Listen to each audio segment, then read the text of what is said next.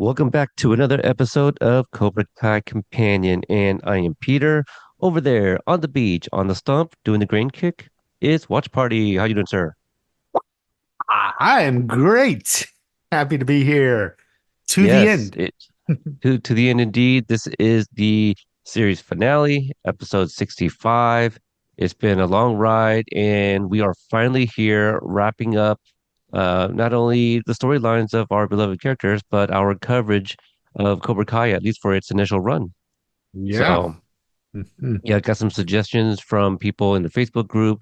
I probably won't read the suggestions just because you typically at the end we do like, kind of feedback and whatnot. The suggestions, those are good for us to have in terms of the topics for future episodes.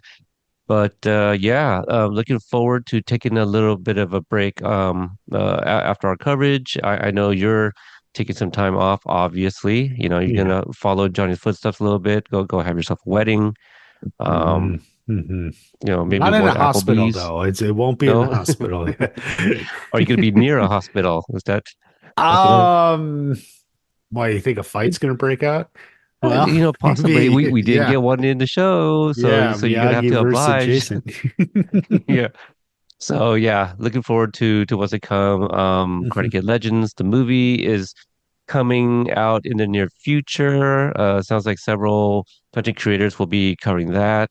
Mhm. The first Karate Kid film in theater since 1994. So pretty exciting stuff. I like a lot of those involved with the or cast in the film. So definitely going to be checking it out with some people. Um, no real updates since the last episode was released. However, um, I'm not sure exactly when it dropped, but Life magazine, they released like a Karate Kid tribute edition or something. I'm just looking at the cover and it doesn't seem to have like any particular like a title to it that Mhm. makes it like like it doesn't say limited edition, special edition, nothing like that. Mhm. It just says 40 years later, the story continues. Both letters to Karate Kid, every uplifting movie, the rise of Cobra Kai, and wax on, wax off inside the journey. But flipping through it, there seems to be like tons of like behind the scene photos, many of which you guys may have seen if you have a pulse on that sort of thing on social media. And these Mhm. images were taken by Curtis Bonds Baker, the publicity photographer for the show, and it has been most of the series. And I believe there was somebody involved with part two that did some photographing as well. But behind the scene photos from all the films, one of the images that I shared on Instagram was one of like John G. Avildsen talking with some of the Cobras during the tournament sequence. So yeah, really really cool stuff. I think every fan of the show and the movie should definitely Mhm. pick one up, and we are definitely being sponsored by them. Yeah, it's really really really neat. Pictures that you guys haven't even seen before. And so surprising they even have like some images from the Karate Kid Legends too. So this I guess has been in the work for a while. Yeah, Yeah. so yep, check that out. I got mine on Amazon like what in 2 days, and I know people were finding it at Barnes and Nobles, the grocery store. So I guess wherever Life sells their magazines, go check it out. So hopefully it's not a limited edition and that you're still able to pick one up yourself. So all right, we are here to talk about episode 15 of season 6, Ex-Degenerate. This one is directed by John Hurwitz and Hayden Schlossberg and written by John Hurwitz, Hayden Schlossberg, and Josh Hield, TB3, um, Mhm. aka the Big Three, John, Josh, and Hayden, the guys. What was the one that Bob Dyrdek gave them, like Sandwich Boys or something like that? Or um, I think that's what he called them, but all types of I just names. want to know who's the bread and who's the salami. That's kind of Well, yeah, which two are the bread, and you know, I ma- guess John and Hayden because they're the duo, so like they're the bread and Josh is like in the middle. the meat. Like Is he it's some way vegan or I don't know about like I will always say John, Josh, and Hayden. Like that's just how I say their right? names. Like so. Hmm. Mhm. So that makes sense. Josh is in the Yeah, middle. yeah. Um, what did you think about this episode by itself and also as a finale of the series? I loved it. I think by itself, it has actually just a really good arc in itself, a beginning, a middle, and an end, Um, as we'll get Johnny at the beginning, the grave, the middle, the training and everything, and the end, the climax, the fight. So I mean, it has the basics of what you need in a story, the beginning, the middle, the end. It has um romance, it has action, it has thrill, life and death. It has everything. And then as for a finale of the show, well, you want your finale of the show to have kind of everything.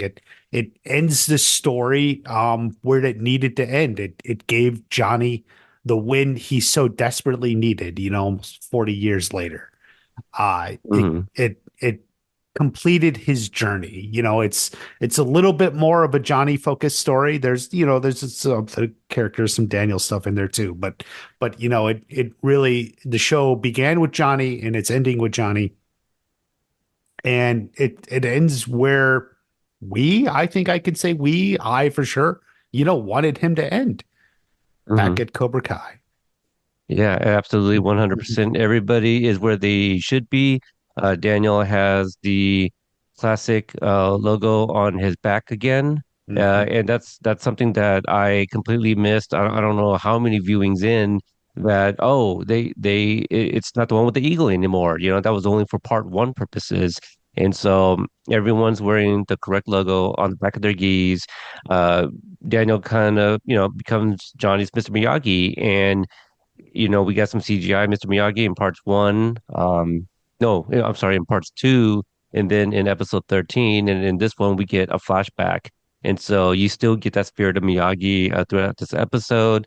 Great closure, and actually on the topic of Mr. Miyagi, we get kind of the necklace storyline from part one wrapped up in this one as well. So really exciting stuff. We also say goodbye to Lucille, so we see her, but we'll definitely get into all of that stuff. So, yeah, they stuck to their landing. And when Billy was at that panel, and I believe it was Variety uh, I don't know if it was it Variety's party, the thing a few months ago, but Oh, there's I'm a not video that sure I which one. clipped. Yeah. Yeah, Billy talked about like the end, and he had mentioned, like, some of the vocabulary was like, yeah, like everybody has a good ending or something to that effect. I'm like, really, everyone? How? But you see it in this episode. Everybody really gets a good ending, and even the ones we don't get to see, we've already seen in previous parts of season six, or you could even just guess where they are, like a Trey and Cruz, probably still in prison, something like that. Yeah. I really Yeah. did think they were going to make an appearance again. So it could have been budget. We don't know. But it's just, yeah, one of those things that you're not going to see everybody, but we got to see the ones that pretty much matter to kind of the main story and the narrative. So, um, all right. As always, asked Amy to write up the synopsis for this episode. Again, this is for Ex-Degenerate. She writes, Johnny is stressed out over the impending fight with Wolf, evidenced by the fact that he's up way too early looking at old family photos and having pressing flashbacks to one of his lowest points, crying at his mother's graveside as he tells her about his latest failure. Incidentally, even his dead mother can't get the full story about what happened at Applebee's. Daniel and Chosen tried their best to prepare him, but he's unfocused. He's stressed out. He opens up to Daniel that he's afraid because Wolf is younger and stronger and he won't be able to handle being labeled a loser again. Daniel assures him that he's Rocky. Whatever happens, he's a winner because he is now surrounded by people who love him. And he proves this to him by pulling him straight into an epic training montage while You're the Best plays. At dinner that night, Lucille Mm. gives Sam a graduation gift. It's a necklace that once belonged to Mr. Miyagi, the very necklace at the heart of the robbery that has consumed much of Daniel's life these past months. Lucille fills in the missing pieces that Daniel and Amanda were unable to, and we have closure. The following day, at the Sensei fight, some loose ends are quickly tied up. Tori and Robbie are approached with a vague brand ambassador job offer that will change their lives. Daryl is gifted announcer duties from Gunther, and Yasmin is back and ready to not only forgive Dimitri, but drag him off into a closet somewhere for a hookup that will last the entire match. Wolf very easily gets into Johnny's head and breaks his confidence before the fight even starts. He quickly gets 2 points on him, and Daniel and Chosen both see that Johnny is scared. Daniel calls a timeout and senseis the hell out of him with a well-timed reminder of the Cobra Kai mantra and to stop acting like a pussy. Johnny loves it and starts scoring points. At 2-2, Daniel calls another timeout to remind Johnny that he shouldn't walk into any traps. He needs to stay balanced because Wolf is pissed. Johnny actually listens and lets Wolf come to him. Point Lawrence, Cobra Kai is the victor. Everyone celebrates this win, but this is Johnny and Daniel's moment. We get a second montage to wrap up some more things and see that Johnny did improve his credit score at some point because Stevie is there with the keys to Johnny and Carmen's new home. Miguel and Sam exchange gifts and make out in the backyard. The Binary brothers head to Caltech. Robbie and Tori do a photo shoot for their new gig, and Chosen shows up in South Korea to surprise a very happy Sensei Kim. At the airport, the LaRussos see Sam off to Okinawa. So many tears are shed, but it's not all goodbyes because Miguel shows up at the last minute to tag along for a couple of weeks of adventures before he heads off to Stanford. Since this is legitimately the episode that never ends, we're all wrapped up but still have more to tell. Stingray is evidently going to teach youth classes for Cobra Kai somewhere. In the dojo, Johnny is teaching his main class and letting them know that he'll share sensei duties with Daniel because learning offense and defense are both important. The Cobra Kai motto is valid, but it's also important to be well rounded. The children hang on his every word. Later, Daniel and Johnny sit in a sushi restaurant where Daniel again looks fondly at Johnny and wonders how in the world this idiot became his best friend. A buzzing flies sends him into a memory of flies and chopsticks that's interrupted by Johnny Lawrence clapping his hands together and killing it. And then he lives happily ever after. Oh, that's a good one. Thanks, Amy, for that. And thank you, Amy, for the years of providing synopsis for these episodes. Sure appreciate all the work that you do, and She everything that has, you've yeah, done for very me. good. Yeah. She started in Oh, season three or two. Two. the synopsis. Oh, gosh, I, Yeah. I I almost want to say two. I really don't remember. We're talking about going back over 5 years at this point. Yeah. I Yeah, I feel mean, like it. 2020 was such a blur, right? We Oh, yeah. lost two days of the week, and all the days got 6 hours longer. So, um, anything you want to just kind of like from what you wrote, did you want to address any of that before we kind of get into the scene by scene? No, I don't think there was anything specific Okay. from what you Uh, wrote. Yeah. Yeah, Yeah. we opened up with a flashback to August 10th, 2017.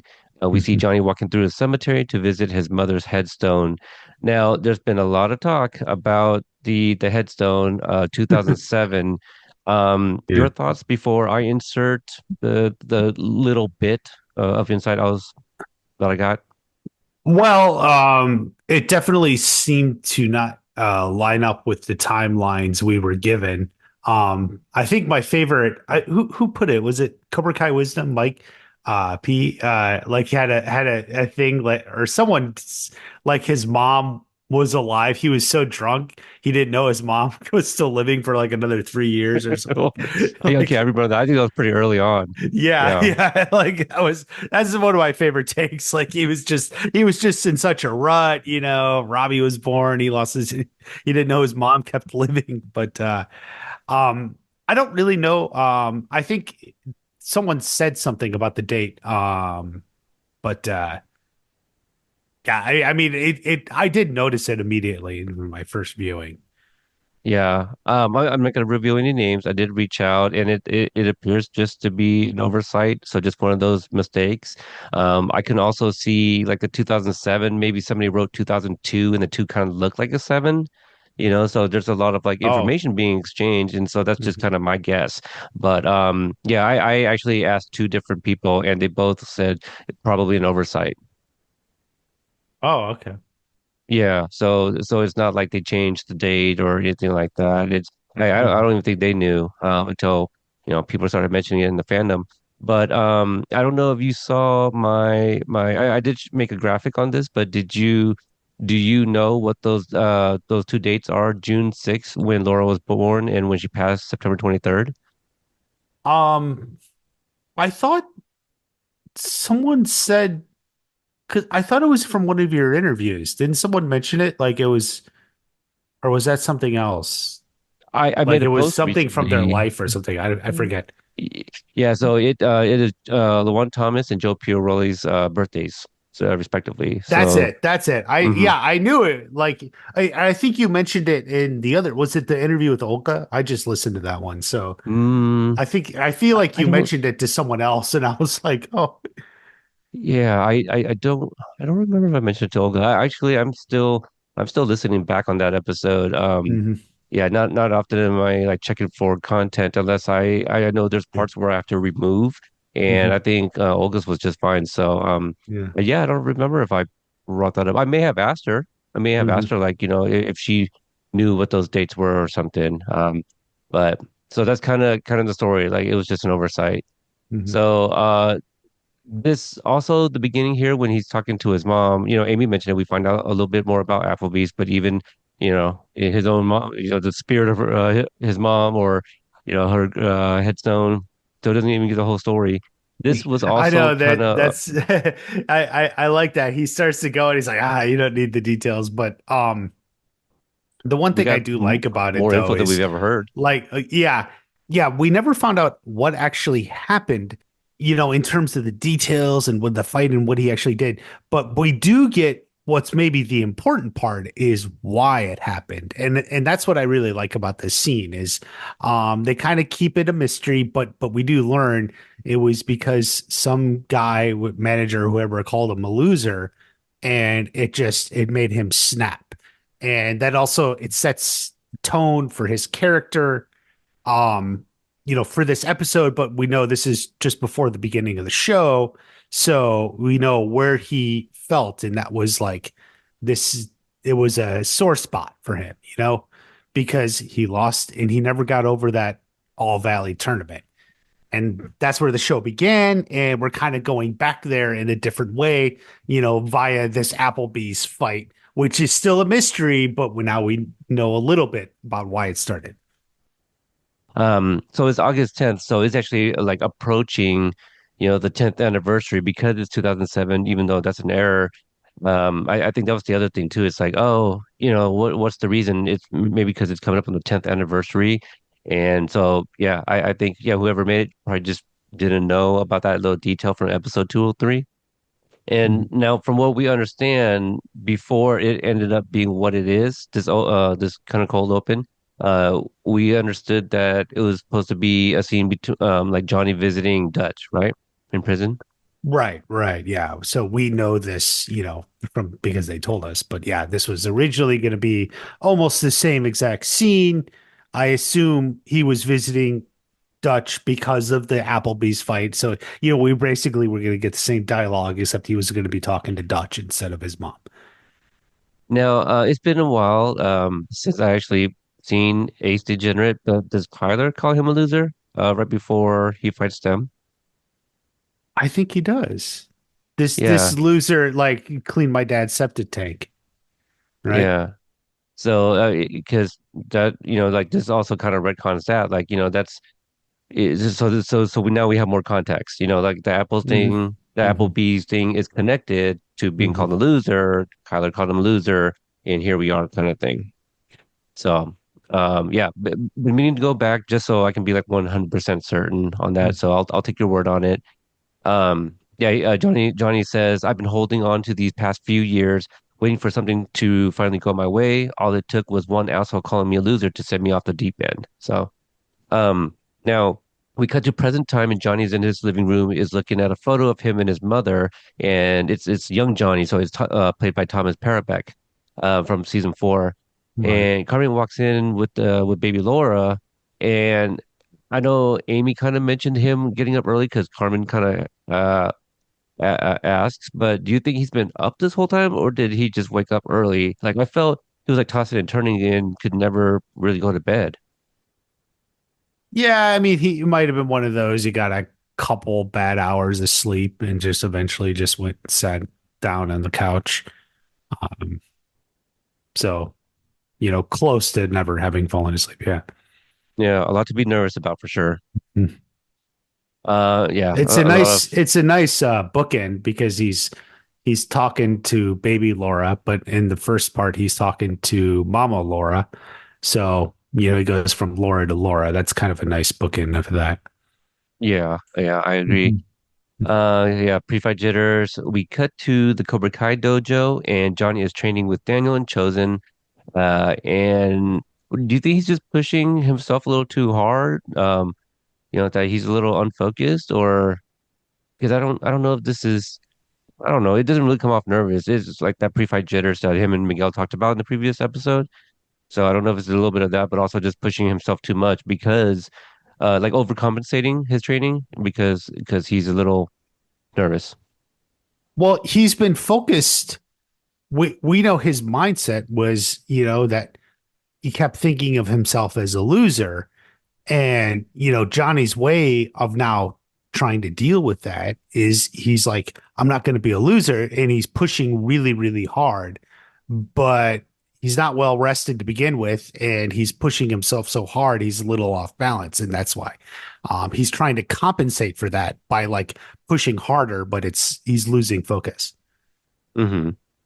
Um, Let me see. You might want to hang back. What is this? Oh, so yeah, they're training, and this is the first time we'll hear it. But Daniel tells them you might want to hang back, let him come to you instead of trying to win it all with one flashy kick. And Johnny's like, "Ha!" Says the guy who beat me with a flashy kick, and um, Daniel says the crane kick only worked because you ran straight into it. So Mhm. that's going to come back there. Chosen makes a suggestion to help him find. I actually like Hmm? that because it's kind of like the first time the series, ever acknowledged that, like, yeah, the crane kick, no can defense, but it only works if they're coming at you. If they just Right. stand back, you aren't going to hit them with anything. Well, yeah. You can wind up and you can do a perfect crane kick, but if they're on the other side, you aren't hitting anything. So it's kind of like the show finally like acknowledging that, yeah, it's like a defensive kick, it's like Right. that. And I do like how it's setting everything up for what's going to come in the fight, Johnny's got this Absolutely. plan. I'm a buzzsaw, and that he's going to charge and attack. It's a Johnny type plan, but Daniel's laying those seeds. Well, what if they come to you instead?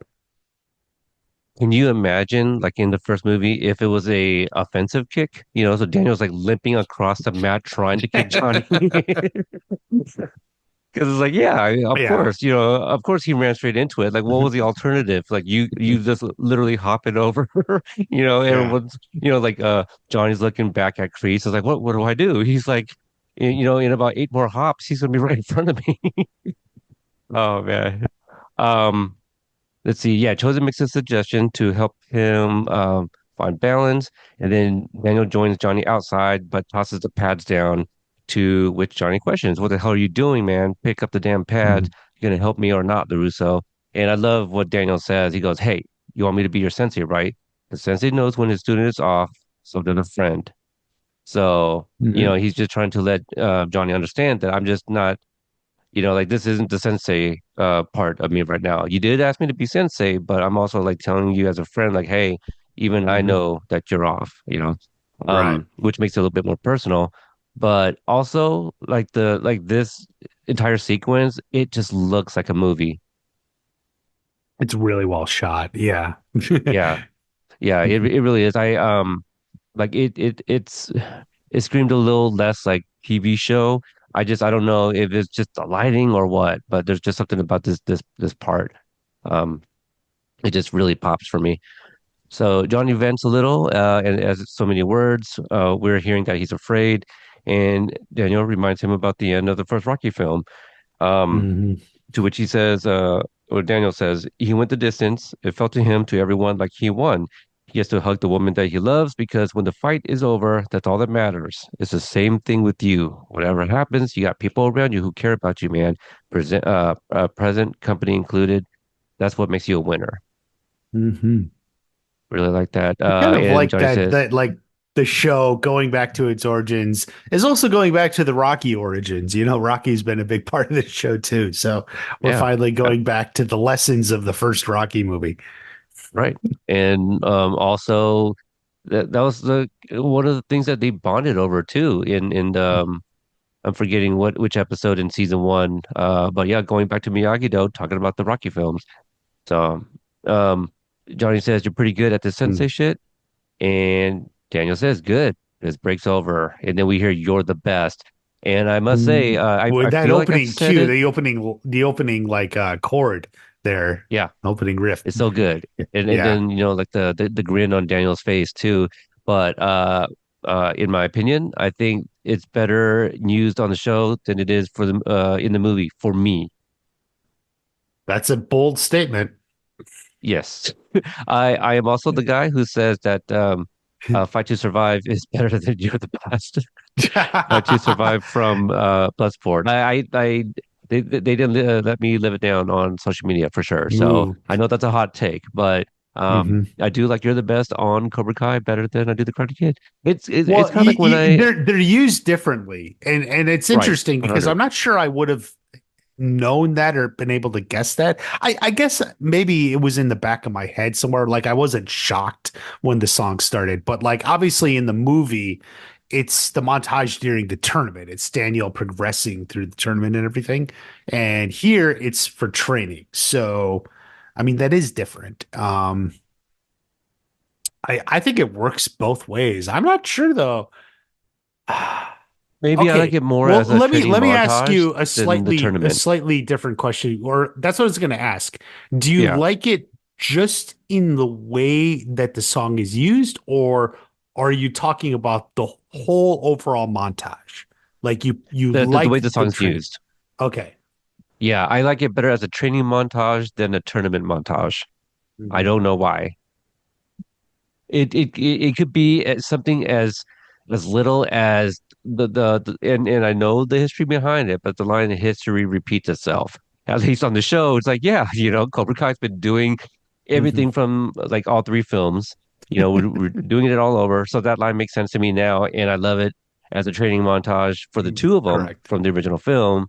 Whereas didn't love it as much as a song for Daniel or just as the song to give us that tournament montage as everybody's fighting. It could be. Uh, I do feel like the song works better as a training montage. I do think it's a training montage. And stuff like you say, history repeats itself, because you could make any, sports story with an underdog hero and it's the last training and use that song, for like that yeah, last training montage. Um, I probably prefer just if you're asking montage overall, I think I prefer the one in the movie. Um, because I like Daniel advancing through that. That's is a great montage. yeah. It's But as some of far as those, the use of the song, yeah, maybe I may agree with you on but that. also, I mean, I do, and some of those musical cues in the song is very like iconic to some of the punches Daniel makes. Like visually, I can see parts of the tournament from the first film Right. by hearing the Hmm. song, but for enjoying what's on screen, I got to go with the Cobra Kai. And we know that they've been saving that song for like a really long time, and I think a Hmm. lot of us just assumed that it was going to be for like the final like tournament sequence.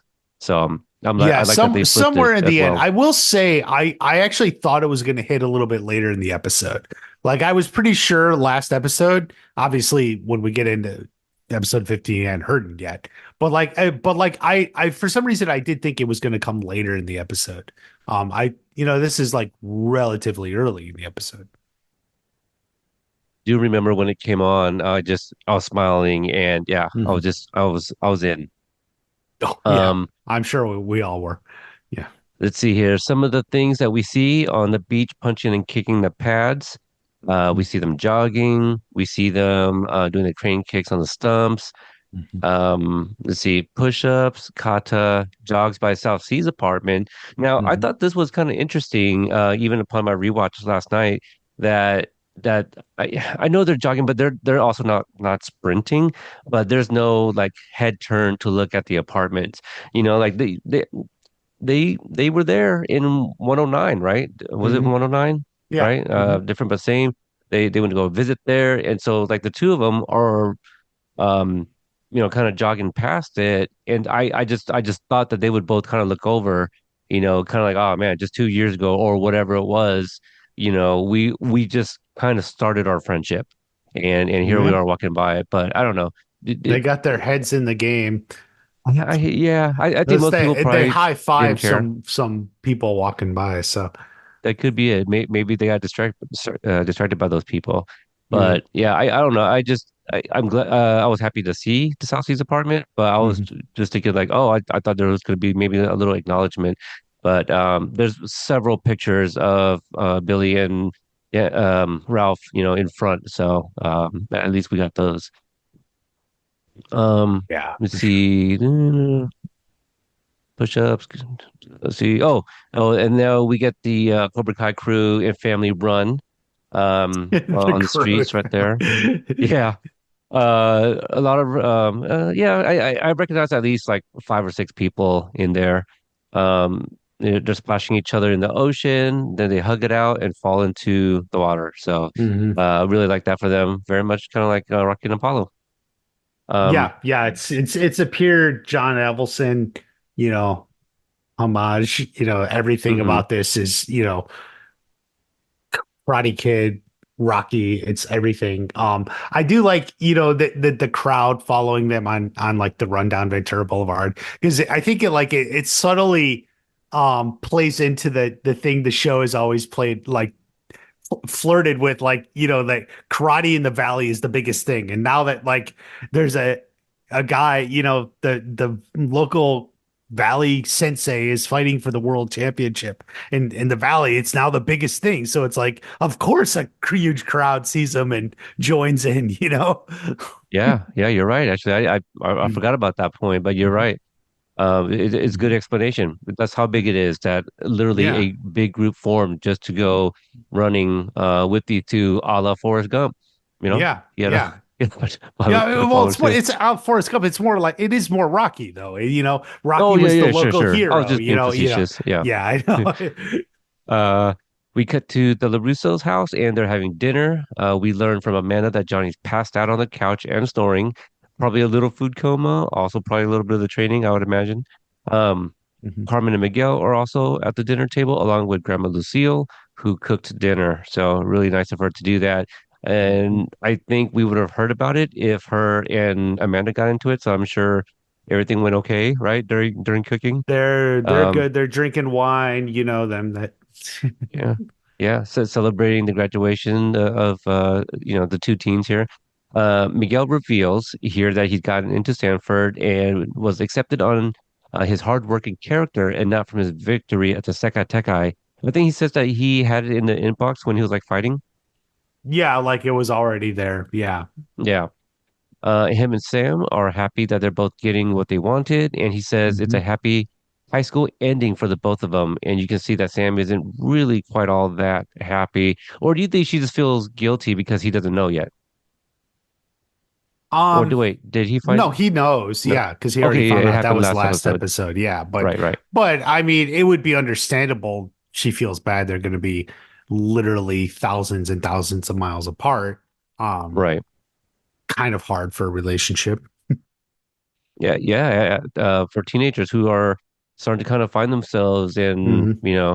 go experience life and just do new things, get out of the valley for at least for Sam, basically the first time. Miguel's kind of been around, but nothing like this. So let's Hmm. see. Lucille presents Sam with a graduation gift. We get the payoff from the setup in part one. Um, did you? I think once she was handed the box, I was like, that looks, like a necklace box, and I think I kind of figured it out right then and there. I'd imagine you knew this was coming.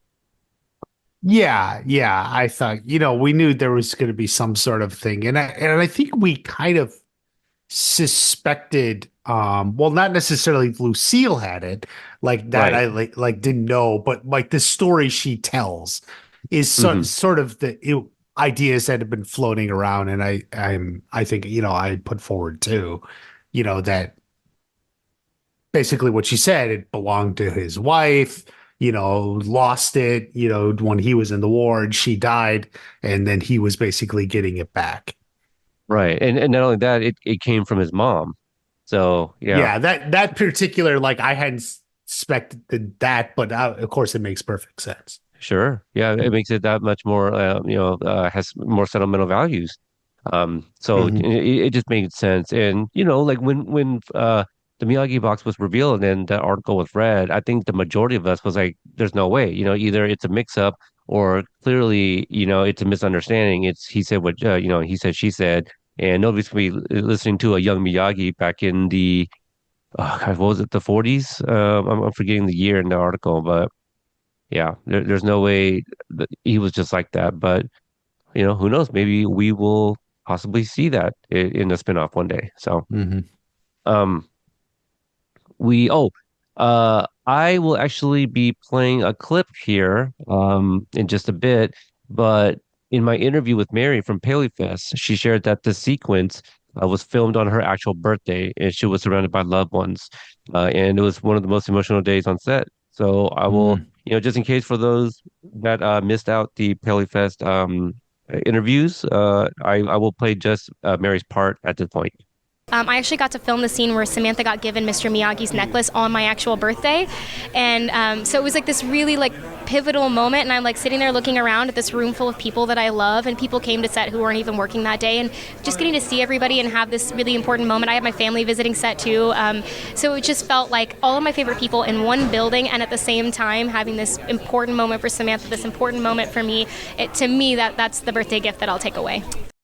So yeah, I had to go back and because I was like, because I do remember her sharing that one of her most emotional sequences was on her birthday, and I was like, I'm pretty sure it's the necklace scene. So I had to go back and there it is. So Yeah. I'm glad, yeah, she was able to add to that really great story. Hmm.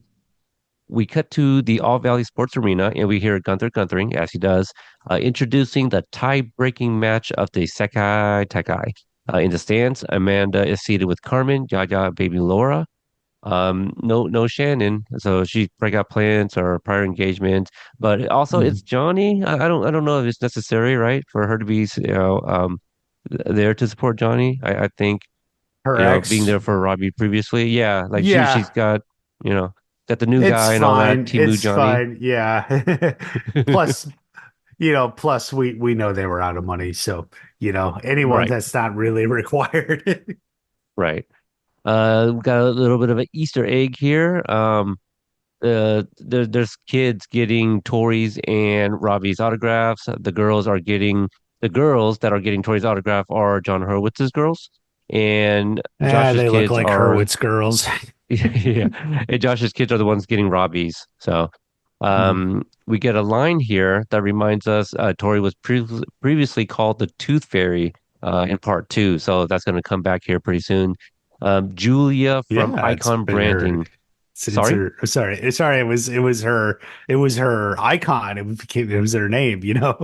Yeah, yeah, it's right there. The branding. Now, they're a company that represents a select group of athletes for marketing and branding opportunities. She's there to offer them a career with life-changing money. So basically, like a lot of the stunt performers and martial artists that were like international captains from part two. Basically, kind Hmm. of what a lot of them do. If you guys follow them on social media, you see them travel and teach and train and do speeches Hmm. and they're ambassadors for certain companies and stuff that they rep. So really, really cool stuff to see. And um, as I understand it, Tanner has revealed. I think it was on a stream with Dallas I believe he mentions like a dollar amount. And if you actually go online and Google like I forget maybe like Robbie's contract icon props, like it'll come up and I've seen it. I've actually read the contracts for both Tori and Robbie. It is Oh, available. really? Yeah, Oh, yeah. I yeah, couldn't I've have that page open somewhere. I could go Yeah, back and yeah, yeah. find it. Yeah. If you want to pull it up real quick. Which also, since we're kind of talking about that, let me bring this up too. Recently, um, shout outs to Mike, Cobra Kai Wisdom. He actually reached out and asked me if I knew like Kumiko's last name was Tanaka, and I haven't gotten to it yet nor looked it up. But he mentions that's what the Life magazine that I mentioned earlier at the top of the show, they Wait a have Tanaka second. as her last name, No, and no, no, no, no, no, apparently, no. Tanaka was the name of a character she played on another show. I'm almost certain. oh, I'm I mean, sure you know what? unless I bet you coincidentally Yuji's been a was the Tanaka. same. It's such What a is? common last name on social. Yeah. Okay. Pop culture though. So Yeah. and again, I didn't do the research, but this is just via text, so you're losing like context. But he's saying that they are saying it comes from season 6, part 3, probably like the letter. And so I got like the best screenshots I can get, and even the translations. Um, is basically what Chosen says, but it just says Kumiko. There's no surname. And also, again, if you go on that props site, they have Kumiko's letter and envelope. So you have to clear as day text on there in Okinawan or Japanese. But my kanji, I'm not sure the actual term here, but I was able to translate that, and again, that was much more quote unquote accurate, and it's just signed Kumiko. Also, even on the envelope, it's just Kumiko. She doesn't include a last name, so I'm not sure whether they're getting Tanaka. So currently, Yeah, um, I jury's do still out. think Tanaka was her name. She played a Like character Star on Trek or Babylon 5. something. She was in the pilot, and I'm almost certain her name was like Trisha Tanaka or something. It's like people Yeah. saying Sato's last name is Taguchi. I'm like, that makes zero sense because we see like a building with Sato's last name on it. There's no way that it's his first name on the building. It's like a family business. Mhm. And so yeah, and actually I spoke with Yuji about this. Now that I think about it, I'm not sure if that was on an interview or just in person, but I always felt that Chosen was Sato's like sister's son. Mhm.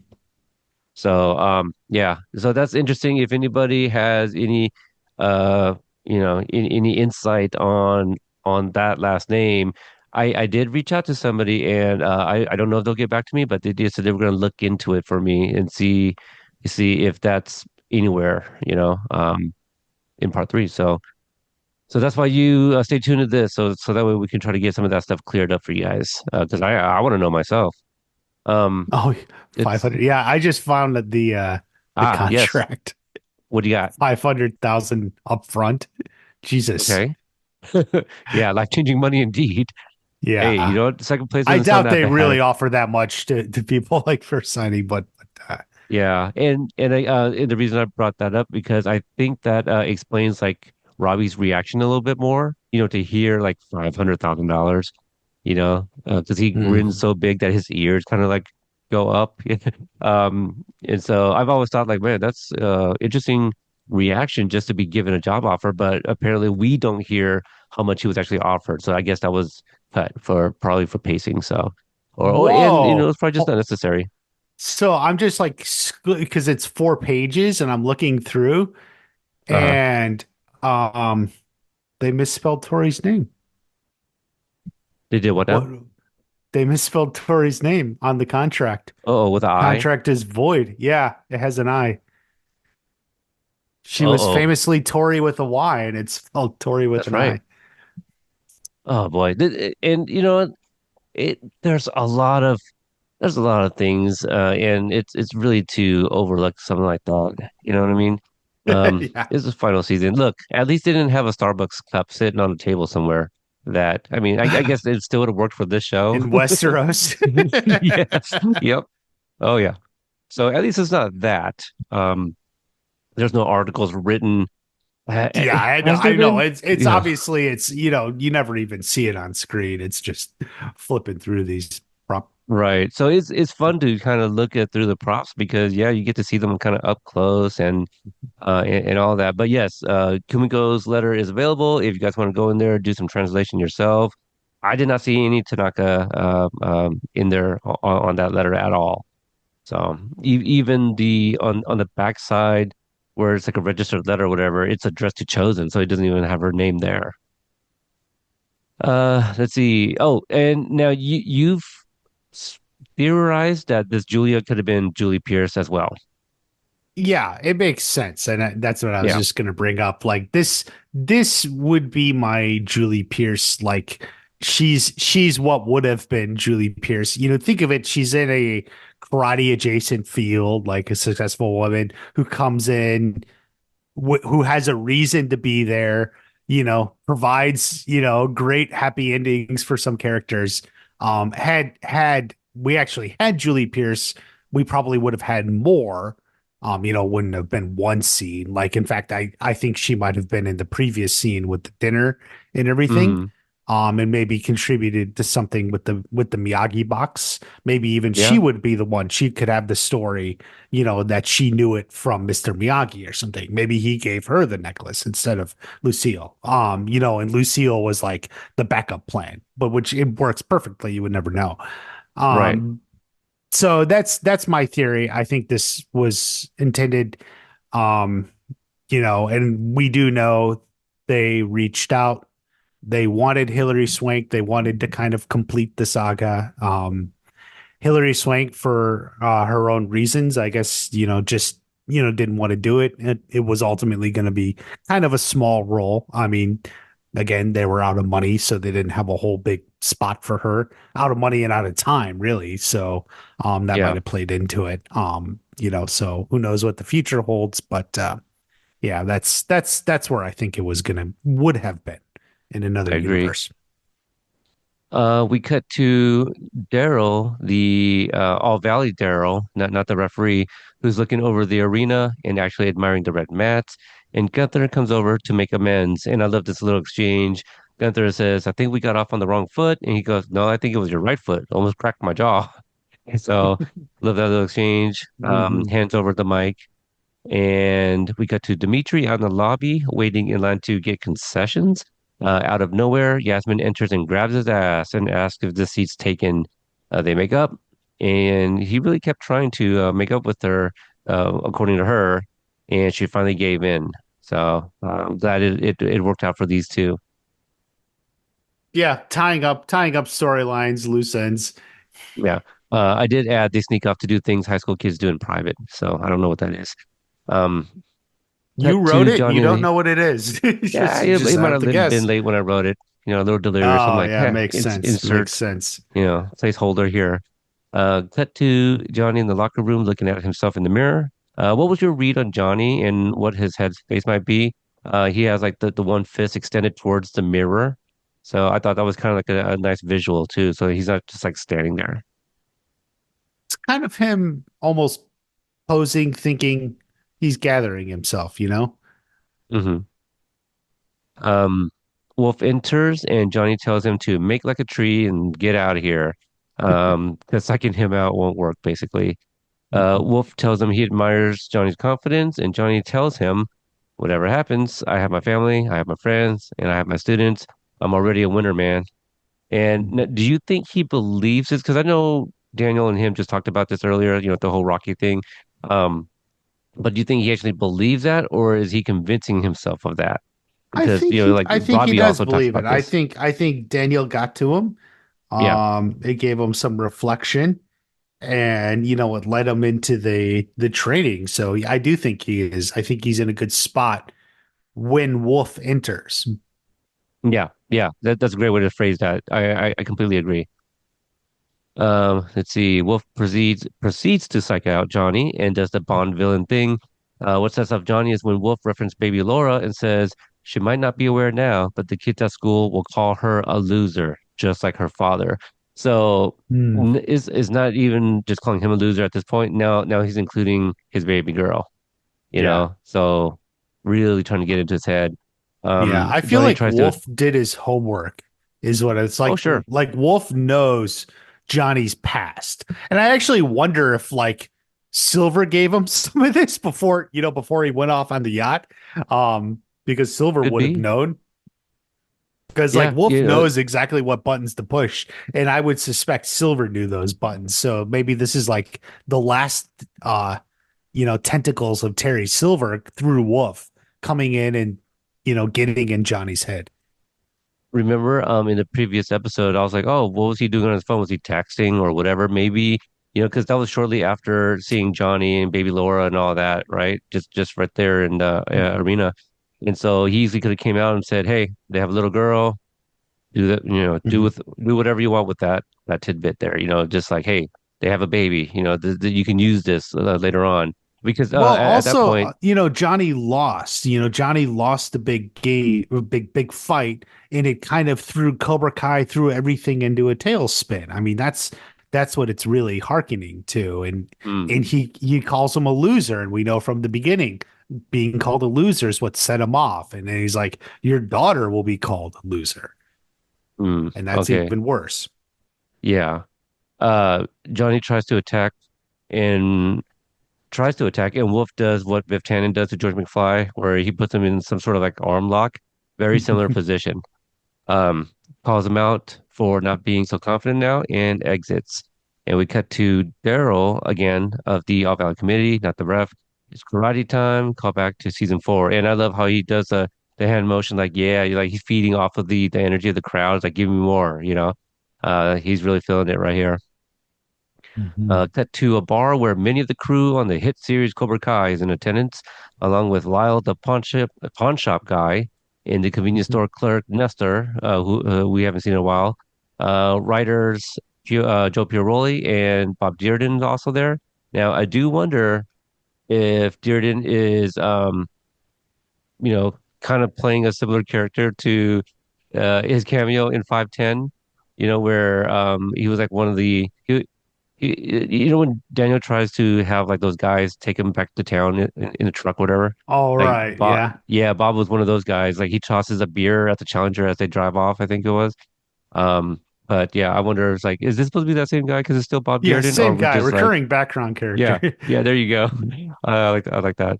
Um, I like Lyle Nestor. I think they're there because they're like local to Atlanta, right? So they were, right, and I think, and John, I think he even said, there were plans they would have loved to have like everyone watching, all past people, Bobby, Jimmy, and, anyone, everyone, watching, but they couldn't afford to bring everyone in and shoot them, just for a little short scene. So, this is what we get basically, Lyle and yeah. Nestor, at the bar.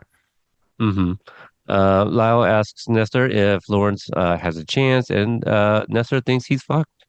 Pretty bluntly there. So I'd love to see those guys. We go back to Darrow, who explains the rules will be the traditional rules we know from the All Valley, first to three. Mhm. Wolf is introduced, and we find out he was the youngest fighter to ever win the Sekai Tekai. So how young do you think he was? Maybe like 17, 16?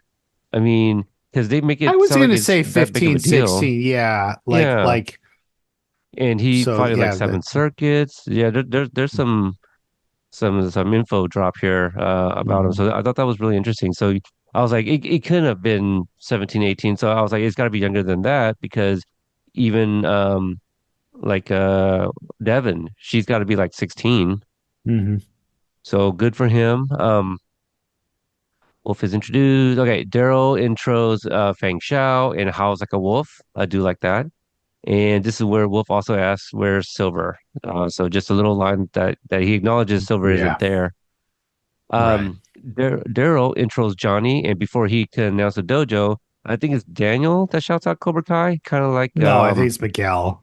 you think it was Miguel? Okay, Yeah, interesting. Miguel's always the one that shouts Cobra Kai like that. Yeah, it definitely sounds like him in season 1 at the All Valley the first time. I don't remember about the Valley Fest because it's done there as well. I'm pretty sure. Right before Daniel was Yeah. about to do the Right, the right. ice block. Mhm. Yeah. Um, that's interesting. To me, it sounded like Daniel. So I'm curious to hear what other people thought. If it was Daniel or Miguel that shot out Cobra Kai. So yeah, Daniel Chosen walk out first. This is Chosen's first time wearing a Cobra Kai jersey or jersey gi. He- Yeah, and then joined by their students. And for dramatic effects, Johnny walks out solo, takes a look Hmm. around the arena, and Daniel asks if he's okay. So still pretty nervous. Wolf was in his head, and he sees kind of the Hmm. gravity, not the gravity, yeah, I guess that works. Um, It's yeah. yeah, I think it works. And it's also the This first time Daniel's in a black Cobra Kai gi. He's worn the white, but right. He's worn the the white black training one. one. Yeah. This is the black Hmm. competition Hmm. jersey. I keep saying jersey. It's a gi. Who else? We got Anthony also wearing it for the first time. Um, Devin, this Sam. is Yeah. the first one with the yellow trimming. Yeah. Sam's first time, and I feel there might be one more because I know Robbie and Kenny are back to kind of their season four geese. So I was trying to keep track of that. Um, Wolf, let's see. The ref Vidal calls both fighters over, wants a good clean Hmm. fight, reminds them that the whole world's watching. And I love the Johnny, like how Johnny gets into his fighting stance. Like it's that same kind of, I don't know, like Hmm. you guys know what I'm talking about. Like anytime Johnny's about to get into a fight, he just the way he gets into the fighting stance is what I love seeing. Um, Wolf scores first, the first point. Yeah, he toys with Johnny a little bit. I kind of like that thing where he's kind of moving a little bit faster than Johnny or making trying to anticipate his like fake moves, where he's Hmm. punching like sideways and up in the air like that, trying to, Yeah. get Johnny off balance. So I like that. Um, Fainting. let's see. Fainting. It's like a feint, Ah, you faint one got way it. and go the other way. Okay. Kind of like yeah, I get it. Like in basketball too, you kind of do that. Yeah. Um, Yeah, fake. You could also I'll just call it fake. yeah. Yeah. Yeah, Chosen says he's afraid. And then we get illegal contact to the head. Is it the head? I put heat. I'm sure I meant head. Yeah. And then the second one, direct elbow to the mouth. And now, does Wolf get a warning because it was a mouth, or it's because of these illegal contacts? Because I think it Vidal was the says, second one. It was the second okay, one. to the Yeah. mouth. Okay. Yeah. Because I was going to say later on, because I even wrote it down as a note, like, isn't he supposed to be deducted a point? But it wasn't Mhm. for a mouth. It was like something else. Um, let's see. Johnny One sent thing I over to his. like is I like the way Wolf does it is because he's always like, "Oh, I'm so sorry. My apologies." Like he plays it like he's playing it off. "Oh, I'm so sorry about this." It's like the opposite of Mike Barnes, who is just like ruthless. "Yeah, I meant to do that," Yeah. or any other thing. But Wolf plays it really well. Like, "Oh, I'm sorry. It was Oh, an I'll accident. I won't I'll be do that more again." careful. Yeah, I'll Yeah, be more yeah. careful. Yeah. Mhm. Johnny is sent to his corner because he's bleeding, and then we get that turn, Neil. So we've heard that from the Karate Kid films. Um, Chosen tells Johnny, you must control the fight, use angles to counter his attack. And Johnny's like, I'm trying. He's too fast. He's too strong. And Daniel says, since when have you cared about that? Let go of the pressure. I told you, it doesn't matter if you win. You just do your best. And I gave Daniel a 2 out of 5 on this speech. What about you? 2 out of 5. Yeah, I was just like, not your best, Daniel. That was just my initial thought, and I just thought it'd be funny to kind of give him a rating because I've never done that. It was just to kind of emphasize, like, okay, like like you're gonna save the best for last, obviously. But Mhm. even I was like reading the text over and over. Let go of the pressure. I told you, it doesn't matter if you win, just do your best. I don't know, man. Like Wolf is out I may there. say 1.5. Like, that's not like you don't It's even say in the worse. middle of the fight, it doesn't matter if you win. Like, come on, that's like saying it's okay to give up, you know? Yeah, Like, he needs to be a little bit more encouraging. Yeah, I think you're a little generous with the 2 out of 5. I'm yeah. I'm gonna go with at least 1.5 out of At 5. least one. Maybe, Okay. So, maybe so even, somebody might yeah, say maybe, zero. I'll be like, that was his yeah. worst one ever. Hmm. Like, don't ever say anything like that again. Yeah. Um, round two, Wolf comes out aggressive and scores his point, or his second point with a spinning back kick. At least, I don't know martial arts. That's what it looks like to me, a back Hmm. kick, and he's spinning. So, and you see that it's difficult for Yaya and Carmen to watch, obviously, because Johnny's not doing so well here, the first couple Hmm. rounds. Um, Daniel says he's way off balance. I'm not sure Miyagi-Do is gonna help. And Chosen says, Hmm. then try something else. You know how his mind works, Daniel-san. You are his sensei. Wolf wants to obliterate him. Little shout out to Hmm. Netflix's Obliterated by the Josh and Hayden, and he says, You "You know, I must didn't even do pick up on something." that. Oh, really? Okay. I No. think I think I said that on my like live watch along or whatever. I was like, Hmm. oh, cool, little shout out obliterated.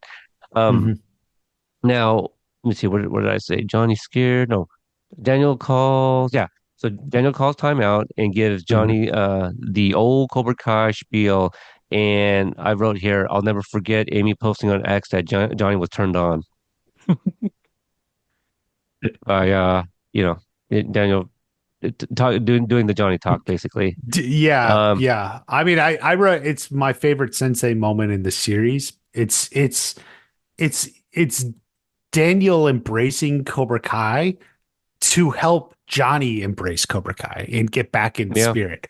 You know, it's like the of course least. Daniel's Miyagi-Do, but he can turn it on to give Johnny what he needs to hear. And Yeah, that's what invigorates him. And so it's a great sensei moment. And yep, yep, 5 out of 5. yeah, I agree. 5 out of 5. I mean, anything that turns Johnny on is a 5 out of 5. And Johnny has embraced Miyagi-Do long enough. It was time for Daniel to reciprocate. So Hmm. round three, Johnny scored because Wolf was running his mouth. Wolf is shocked. He was scored on and see people are starting to root for Johnny. And we see the bar patrons gaining a little faith in Johnny as well. We go to round The only four. thing They that's go, missing is you need Axel to hit Wolf. You let him score on you. Come yeah, on, yeah, man. Yeah, yeah. guess what? Uh, Sometimes the other guy scores on you. It happens. Now, do you remember me asking Olga Lexel, co-writer of 610, why Axel and Zara don't talk? Do you remember me Well, asking I her know about that? she Like, was how come like they don't? Axel is like a silent character in his head, Yeah, like internal, you like know. his thoughts are Yeah. internal and stuff Hmm. like that. And so, it would have been nice to have seen him still there, and you know, even like to read his face. Like he didn't have to say anything because obviously that wouldn't be in character really, but it would Right. have been kind of a nice pivot for him. Like, oh, like that's that moment, where yeah, he's Yeah. giving it back to Wolf. But I think it's nicer. It's also kind of like a throwback to like those '80s type movies Hmm. where the bad guys, that very thing, the student like talks shit back to the mentor or whatever, or the coach, that kind of thing. Like you see, the good guys won because you're a bad coach. Then, that type of thing. Huge movie trope. Let me see. Gotta go back a little bit more. Round four.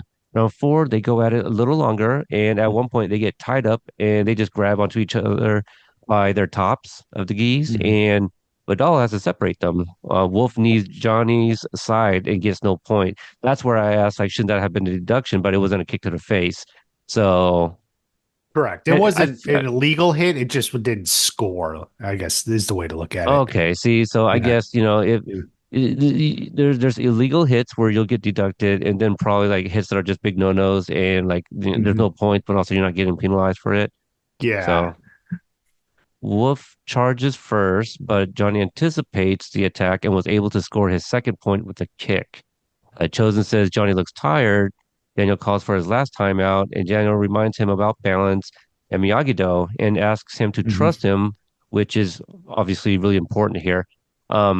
Especially, to kind of pay off what they set up earlier at the top of the episode when Right. Daniel throws the pads down. It's like, hey, you asked me to be sensei, but also like, as a Hmm. friend, I know, yeah, when you're not like really putting in the effort here. Wolf enters some cheat codes and begins to do the Shaolin Sunset, which we see in the flashback in 609 Right. um, when it was first introduced. Johnny has a flashback to the first film when Daniel gets into the iconic crane stance and he looks Hmm. over at Daniel and gives him a nod.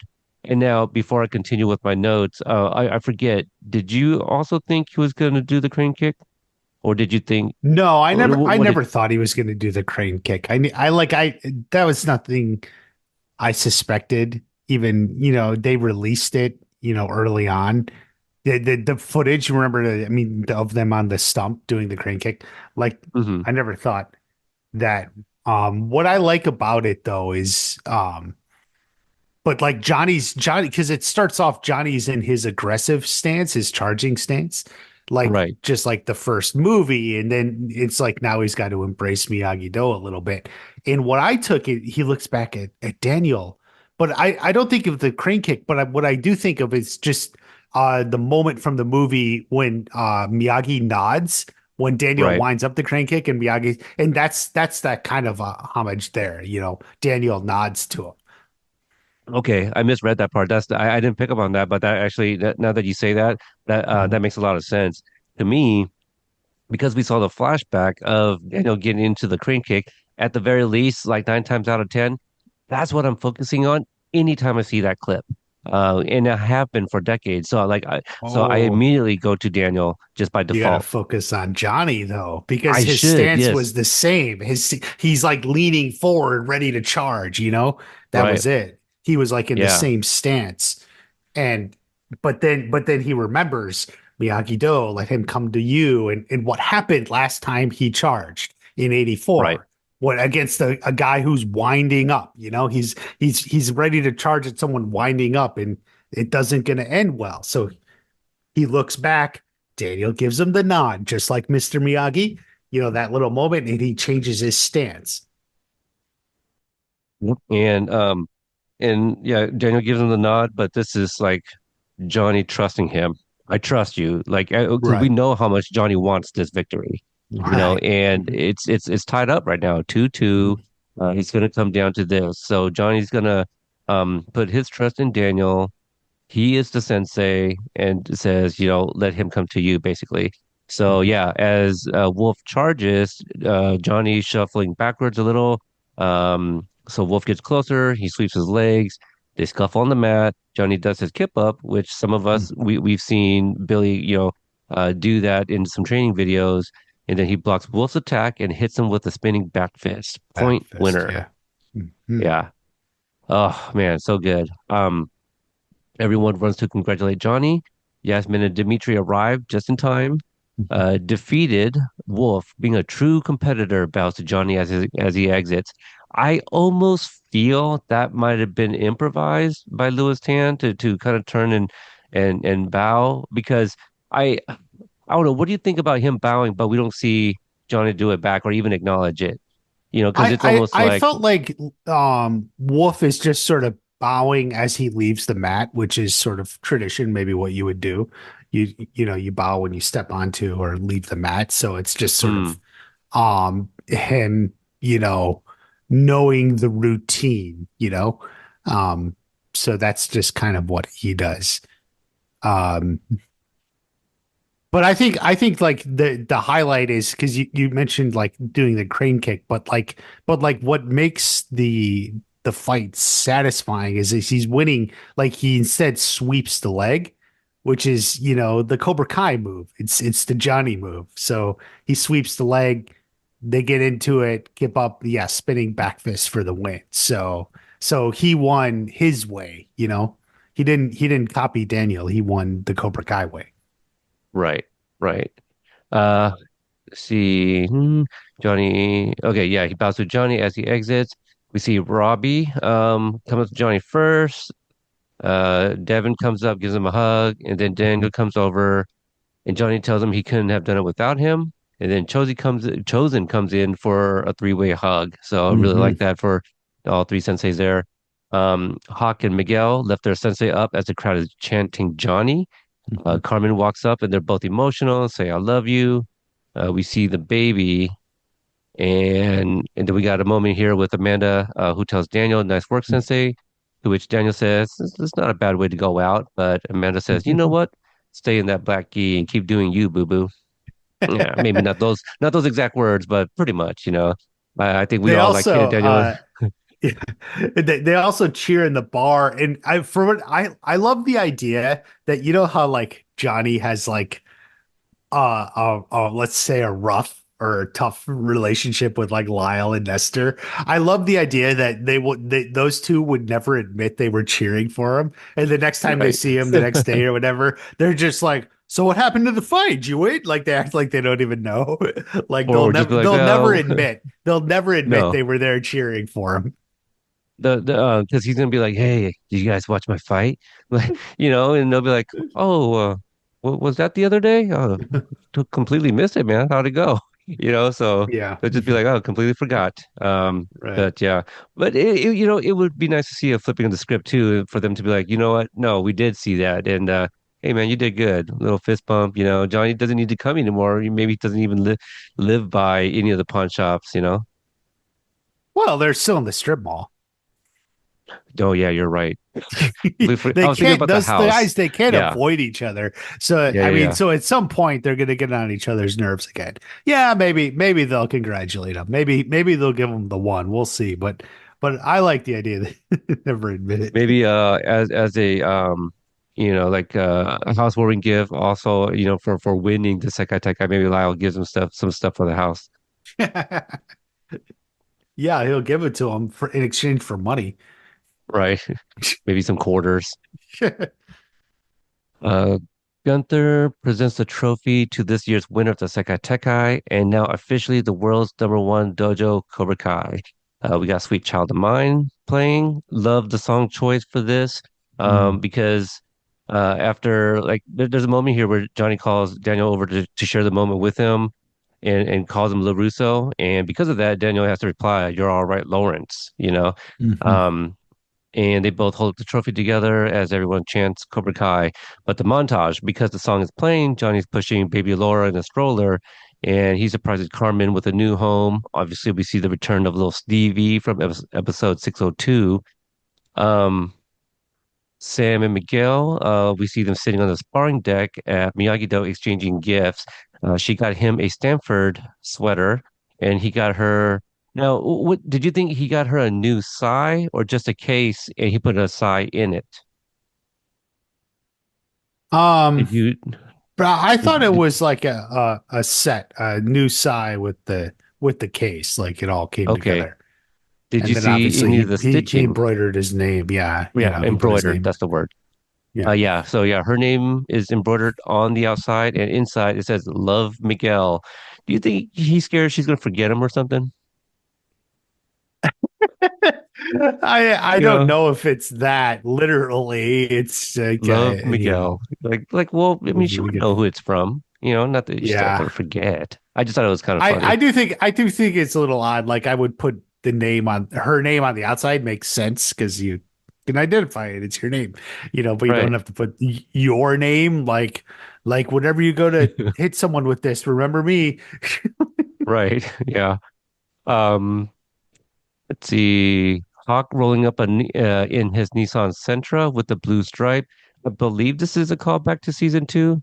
Doesn't he mention something about this and like the car and his Yeah, mom? right. Yeah, it is. It is I absolutely a kind of callback. forget. I think the Um, 201. okay. And Paul Walker drove a Nissan Skyline that had a Mhm. similar look. And now also the binary license plate, I believe equals 17, which is somebody was like, oh, 17, like their age. I'm like, okay, well, I guess I can kind of see that. Did you see Mhm. anything else on his car? Um, I don't remember. A bumper sticker? Oh, Caltech. Yeah, Yep, a Caltech. Yeah, Caltech bumper yeah. sticker. And I'm thinking Dimitri got them the Real Genius shirts because he's already wearing one, right? And then gives it to Hawk. Makes sense. Because Yeah. yeah, for a while, like I guess I'm used to seeing the picture of like Hawk holding it up, and it almost looks like he's presenting Dimitri with it. But I guess if Dimitri's already wearing it, then he's probably the one that had them made. Um, Mhm. we see Tori and Robbie in the middle of a photo session, and appears to be for a sponsorship for Thunder Quench, an energy drink. Easter egg, do you know who the photographer here is? Is it Curtis? It is Curtis Bonds Baker. Yeah. Oh, I that was a guess. Actually, I didn't know, but like, who else is gonna be an Easter egg photographer Right. You had Frank in episode as 612, right? the As the yeah. tailor. He's Mhm. yeah, he's a costume designer, so he's a tailor. And Mhm. now we got the photographer is the actual publicity photographer for the series. Mhm. Who I don't know if I shared, but I've had coffee with him in Atlanta, and he actually took a black and white picture of me. So I do have a Curtis Bonds Baker original, Wow, there you photo. go. Yeah. Yeah. I don't look as good as his the fighters that he shoots, but it's Mhm. adjacent. Right. Sensei Kim has happily taken over her grandfather's dojo and is seen training her students as a tall Okinawan assassin arrives with a gym bag full of weapons, probably. I don't know what else it would be. Um, we see a That's newspaper true. stand. That's all he Yeah, travels with, really. that's it. Yeah, probably a few Not like he size needs and clothes to go swimming. So, that's true. That's a good point. We see a newspaper stand with a couple notable publications. Miguel on the cover of Black Belt and Johnny holding the trophy on the cover of Sports Illustrated. Mhm. A couple of the kind of articles that they tease on those covers. The Black Belt says Corey Nichols unseats Zara. And then the Sports Illustrated says Karate Queen dethroned. So both of them are going to talk about that defeat there. So Mhm. interesting. Cut to Johnny at the cemetery. Oh, I don't know if it was going to be this moment, but you know about that quote unquote deleted scene of Kreese Oh, grabbing a with magazine. Crease, yeah. No, I think it was this moment, that scene. Because Okay. it zooms in on Johnny with it, and I think that's like, if it had kept going, it would be Crease reaches up and grabs it, Do you or something like that. remember Yeah. what the Terry Silver one looked like? For those that or maybe not on social media didn't get to see that, shared by John Hurwitz when part three came out. I do Or not. wait, what was there a real one that was shared? One of Terry Silver and how he was missing or whatever? Or was that something like kind of made by somebody and now No, like my you know head what? There canon? might have been a newspaper or something on that rack somewhere. It's off Yeah, screen, but like an you're actual right. Now prop that that you're right, wasn't used right. because I feel like I used that and made a graphic out of it, like Hmm. with Kreese in the shadows, like smoking a cigar, in front of Right. that stand. Hmm. Um, let's see, cut to Johnny at the cemetery, and I kind of misremembered this when I was taking my notes, but I really thought that he said had some words, but he really doesn't. He doesn't. He Yeah. walks, He just. yeah, Mhm. he's walking with a colorful bouquet of flowers. He sets it down, and as he walks away, we pan down to see he had also brought a photo of the Mhm. moment baby Laura was born in the hospital, along with Yeah. Robbie Miguel and Carmen. Um, It's a we family cut to the photo. Yeah. Yes, yeah, it's a beautiful photo of the family. Mhm. We cut to the airport, and the LaRussos are saying bye to Sam.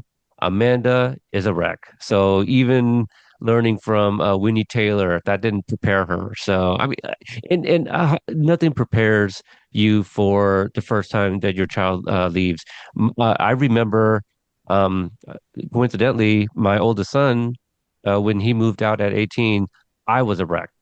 Um, I Really. was, yeah, I was sobbing, because it was Mhm. kind of unexpected, and he wanted to go try living with his mom, and he had been Mhm. with me since he was a single digits, and so it was really hard for me to come to terms with that. Mhm. And Mhm. coincidentally, he will be in town tomorrow, so I'll be picking him up from the airport, so I'll get to see my son. But yes, I was Amanda, 100%. Huge wreck. There you Um, go. Bold let's admission. see. We Yeah. appreciate that. Oh, yeah, yeah. No problem. No, no. It's all transparency here, buddy. Anthony tells Sam he's going to miss her and admits he's eaten her stash of Uncrustables.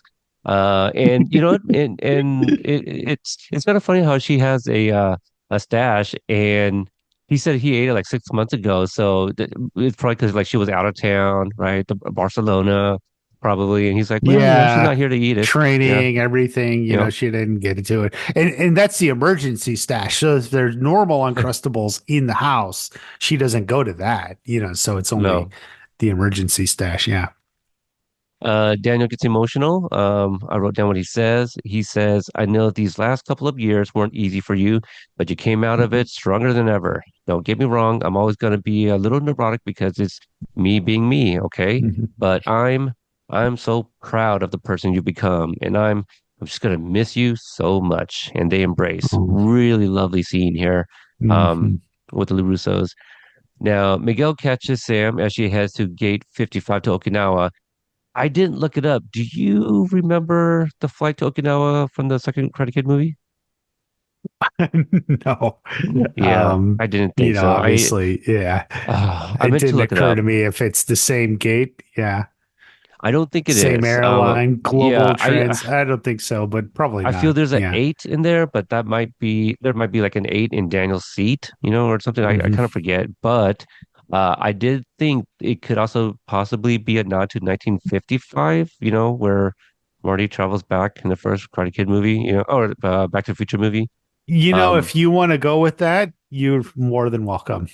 Thank you. Thank you. Yeah, I appreciate that. Miguel says he wants to join her. Oh yeah, I guess I didn't say that. Yeah. Miguel catches Hmm. up with Sam. Join her, help her settle in, and Hmm. it's a little different, but same when Daniel joins Mr. Miyagi. Where it's like, well, what about college? And Hmm. same difference. Like college can wait. Yeah. You know. Um, I she also happens. Yeah. Oh, well, I mean, you're talking. She go ahead and finish, and then Oh I'll yeah. talk about that Miguel She Center. also happens to be wearing the octopus necklace, and they Yeah, kiss. Hmm. yeah, nice moment.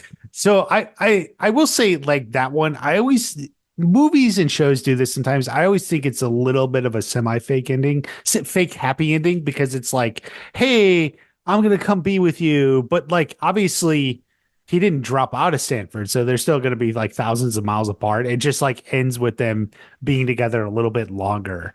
Yeah. I don't know. Like it always feels like because I've seen that exact ending in other shows where like it's specifically like college, high school friends are going to different colleges, but it's like, hold on, I'm not going to go yet. Let's go have breakfast, and it's like, oh, it's such a happy ending, but it's just kind of like, yeah, Yeah, I fake happy wonder ending. if I don't it's know. part of it is like, well, these two were kind of like destined right from season one, and Hmm. in their minds, like it would be nice to see their last moments in the show together. So I Yeah, think and and, it and gives us that. right, Yeah. and Hmm. I would have been fine if we didn't. It's not as no, this is more satisfying than like the shared moment during dinner or something, so I do like this, and I'm sure it would be It the makes a thing good where ending for sure. Yeah. it does people would be talking about it if there wasn't something like this, like, oh man, Hmm. we really could have used Miguel and Sam one last moment kind of thing, Yeah. so I do like the ending here for them Hmm. too. We cut to the OG Cobra Kai dojo. Stingray comes out of the dojo to tell a group of people that they're at capacity, but fret not. They're opening a new location and that he's going to be teaching a weekend class for beginners. Um, we go inside the dojo where Johnny's getting a good look at his new class. Wait, can I We also, stop you yeah, here? I want to go back to the yeah, montage because, hmm well, actually, first I want to go back two things. At the end of the fight because I did think Daniel's line, "You're all right, Lawrence," is a very touching line. Almost could be like, in a way, that's kind of like the end of the main of the show, like because it obviously echoes back to the movie. You're all right, LaRusso. So. That's kind of like a kind of a significant moment, and I thought was really good. Like I never knew how they were going to end like the tournament or whatever, but like, and it's so funny because I get asked forever, oh, how's it end? But like an ending like that where he says you're all right, Lawrence. I didn't. It took me off guard, and I was like, oh, that's so perfect. Um, really. Okay, that's yeah. I feel that that's something that's been brought up before, like, oh, it'd be fitting. If Daniel says that at some point, you're right, Lawrence. Like, It may have, maybe I just missed those discussions. It didn't, yeah, hop in my head. So, but I because liked it. I was taken off guard and I really liked it. Like I thought, wow, yeah, I like when they that's do awesome. something that I wasn't fully anticipating. Oh yeah, Hmm. 100%. Like I wish I had that moment. Hmm. Because this is in no way like pat myself on the back because I would have preferred your experience. But Right. Yeah. when it happened, I go, there it is. Like Hmm. I just kind of expected it at some point we would get it because of the ending of the first Karate Kid film. Hmm. Yeah. Um, And by the way, I just also want yeah. to add also the Chosen and Kumiko ending. Like there's like sexual thrill there. Like Oh, Kumiko like Kim, sticking her Sensei tongue Kim. out and then or oh yeah, Kim. I said Yeah, Kumiko. yeah. Sorry. Yeah, Chosen and Sensei Kim. Yeah. Because she's Uh, like sticking her tongue out and then he like does the eye thing. Woo. ooh, hey, yeah, Yeah. yeah. It almost makes you forget that she killed her grandfather in cold blood, in the first part, just a little bit. Let's see. Yeah, Johnny's addressing his new class. We also see Devin, Kenny, and Anthony at the head of the class with their black Hmm. belts and white Cobra Kai training gis. Hmm. Johnny tells the class that that's why, in addition to um, Cobra Kai, that's it. Side what? Johnny, you're all gonna learn Miyagi-Do. I don't know what happened to my notes here. You're gonna be taught defense and inner strength from one of the best senseis in the world because aggression isn't always the answer. Sometimes patience and defense are the keys to winning. And then we also see Daniel instructing Devin, Kenny, and Anthony are also here, but wearing their Miyagi-Do gis. Hmm. Johnny continues to explain like strike hard, strike first, no mercy, but puts a little different spin on it. Amy kind of like summed it up really nicely, but I did write it down. Strike first, it means be aggressive. Strike hard, it means give it your all. And no mercy, it means not being Mr. Nice Guy. And it's the hardest one to understand. But the fact is, if you're too nice, the world's going to walk all over you. A lot Hmm. of you have been told your whole life that you're special. Well, that's about to change. He singles out a kid with thick glasses and tells him to get contacts. I love how he's like, "Oh, good God," or "Good Lord," or something like Hmm. that because of Hmm. how thick they are. Um, and then he does his spin on Kreese's line. We do not train to be merciful here. I will bring out the best in you. Miguel Diaz may be a world champion, but when he first stepped foot in this dojo, he was a total dork. He was like this kid right here. All right, maybe not as bad, but the fact is, Cobra Kai turned Miguel from a beta duckling into an alpha swan. So it doesn't matter how much of a loser you are right now. Give it time, and I'll make a champion out of you. All that matters is you stop being weak, little crybabies, and start being the strongest versions of yourselves. And they say, yes, sensei, and starts off as a smirk, but turns into a smile that he can almost not contain. And Snake for this first Hmm. part, first ending or third ending. I don't know where we're at this point. Very Um, nice speech. I really liked it. Obviously, yeah. this is like the ending. This is the Johnny Daniel ending, right? I mean, Johnny's back at Cobra Kai. He's got his class. He's back where he belongs, but he's not alone at Cobra Kai, which is to say he has Daniel at Miyagi-Do, and there's two sides, and they finally found, a balance that you do need both styles. Um, in a way, it's kind of where they were at the beginning of season four. But I think like by fully embracing their own dojos and everything, I think it works better for them now. Hmm. Yeah. We go to a sushi restaurant. Two guys, Jake and Jeremy, played by Josh Hield and John Hurwitz. So the show would be set in Hill Valley, alternate 1985. We need Wilson, Thompson, and Zane. And we got the green light. Billy's a friend. That's Billy Zane. Did an art piece for my foyer. It's an easy call to make. I feel like why not get Crispin too? Maybe Mike, that would be Michael J. Fox to direct. That obviously excites me, being a Back to the Future fan. Um, then we see a server bring Daniel and Johnny some edamame, and Johnny says gracias. So probably better than arigato is kind of what I put down. Um, it mentions the kids are chomping at the bit for the All Valley. Yeah. So they kind of talk about swapping a couple people out here, Anthony to Mhm. enter as Cobra Kai. So that's interesting. And Johnny says Devin could fight for Miyagi-Do, that she can use a little bit more defense. So It um makes sense. It again, this is just sort of accenting what we already saw. How far they've come as, partners, friends, where they respect each other. And, Daniel sees the value of maybe getting Anthony a little bit, he's too close to Anthony as his father. So maybe if Anthony fights for Miyagi-Do, or I mean Cobra Kai, and then of course Devin, we know is really aggressive or something, and he's like, well, why doesn't she go to Miyagi-Do? So it's that ending moment. We now see how far they've come. mhm. Um, all right, then, yeah, we get a little fly scene, a little flashback to the first film, where Mr. Miyagi tells him that he got beginner luck for catching the fly. So Daniel has like the chopsticks at the ready, about to catch this fly. Johnny comes in, claps his bare hands, yeah, and kills it. Mhm. Says, "Got him, no mercy." Mhm. That's the final line of the entire Mhm. series. Whew, And hell of then an Daniel episode. smiles. Yeah. So you figure Johnny gets the final line, Daniel has the last shot. So Hmm.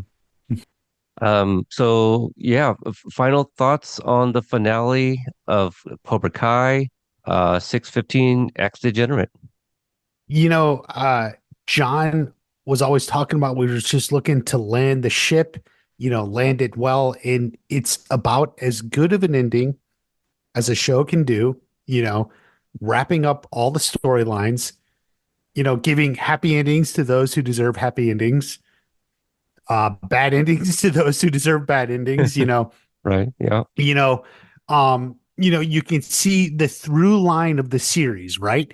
We started with Johnny, Cobra Kai, he opened the dojo.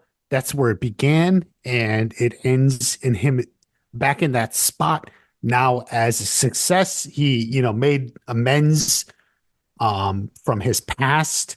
He overcame his failings of his past. And so that through line is there. The story with Daniel obviously ends well too. And there's just not many shows these days can just hit it, and it seems obvious. It's like we said, like Johnny, he swept the leg, right? He didn't do the crane kick. But it seems obvious, like, yeah, that's what you want. That's what you wanted to see Johnny, fall back to his Cobra Kai moves, but he's able to do it in a way where he comes out on top. It's emotionally satisfying. And I don't think it's a fake out or anything. Like, I think it's just exactly good storytelling, um, Yeah. from beginning to end. Yeah, they had a really difficult job with having an ensemble cast, pretty much 10 Hmm. episodes, roughly 30 minutes each. It was a tall order to give everybody something like super meaningful. And so that's what season six ended up being, everyone kind of having their moments sprinkled through the three parts. Hmm. And the ones where that was part of the narrative, we got this in the back five, part three. And so Hmm. yeah, I'm pretty satisfied with everybody's ending. Even some of those like initial criticisms I had, I wouldn't even call them criticisms really. I've forgotten about. Like up until literally a couple minutes ago, I Hmm. forgot that I was kind of in that. I don't know if it's a minority, but I was kind of wondering like, oh, are they ever going to find out, because about the death of Silver and Kreese? How Hmm. come Johnny and Daniel d don't get a moment where, they hear about it, but it kind of takes away from the ending that we got. And I think that's why that death came in episode 14. I actually read somewhere and I hadn't thought about it, but this is the first finale where Kreese is not in, where his death came in the previous episode. Then he was in every other season finale. Huh, you're So right. You're right. I hadn't yeah, thought of that either, but completely true. yeah. But yeah, I love how the show ends, and yeah, it's super satisfying. Uh, the stinger, is still kind of weird for me. Just to have Josh and John here at the end, and then even at one point, Ralph. No, You know what sorry. I'll say? I think Hayden got the better cameo. I Oh feel yeah, like Josh and John are just like a little bit on the nose, and it's kind of like self-referential, like they're pitching a right, reboot of a big '80s, show, like sure. in Cobra Kai. It's like, yeah, Yeah. But there's talk about like property tax at one point between um right, I yeah, keep saying their real names, but yeah, Johnny and Daniel. hmm. And so it's one of those things that like you're not gonna talk about this particular ending all that much, but at least it's not something where, in a few years people are gonna be like, man, that Cobra Kai, it was really good, but kind of sucked how it ended with like Kreese grabbing that magazine all anonymous, right? You know what I mean? So like I'm glad Yeah. they didn't give us that. What we Hmm. got is good. And yeah, we're really happy about it.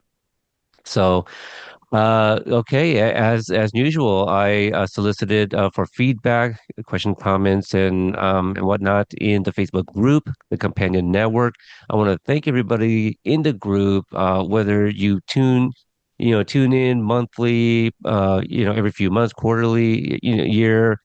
if you were in the group, appreciated you guys, just being part of our little community, all you guys' support over the years.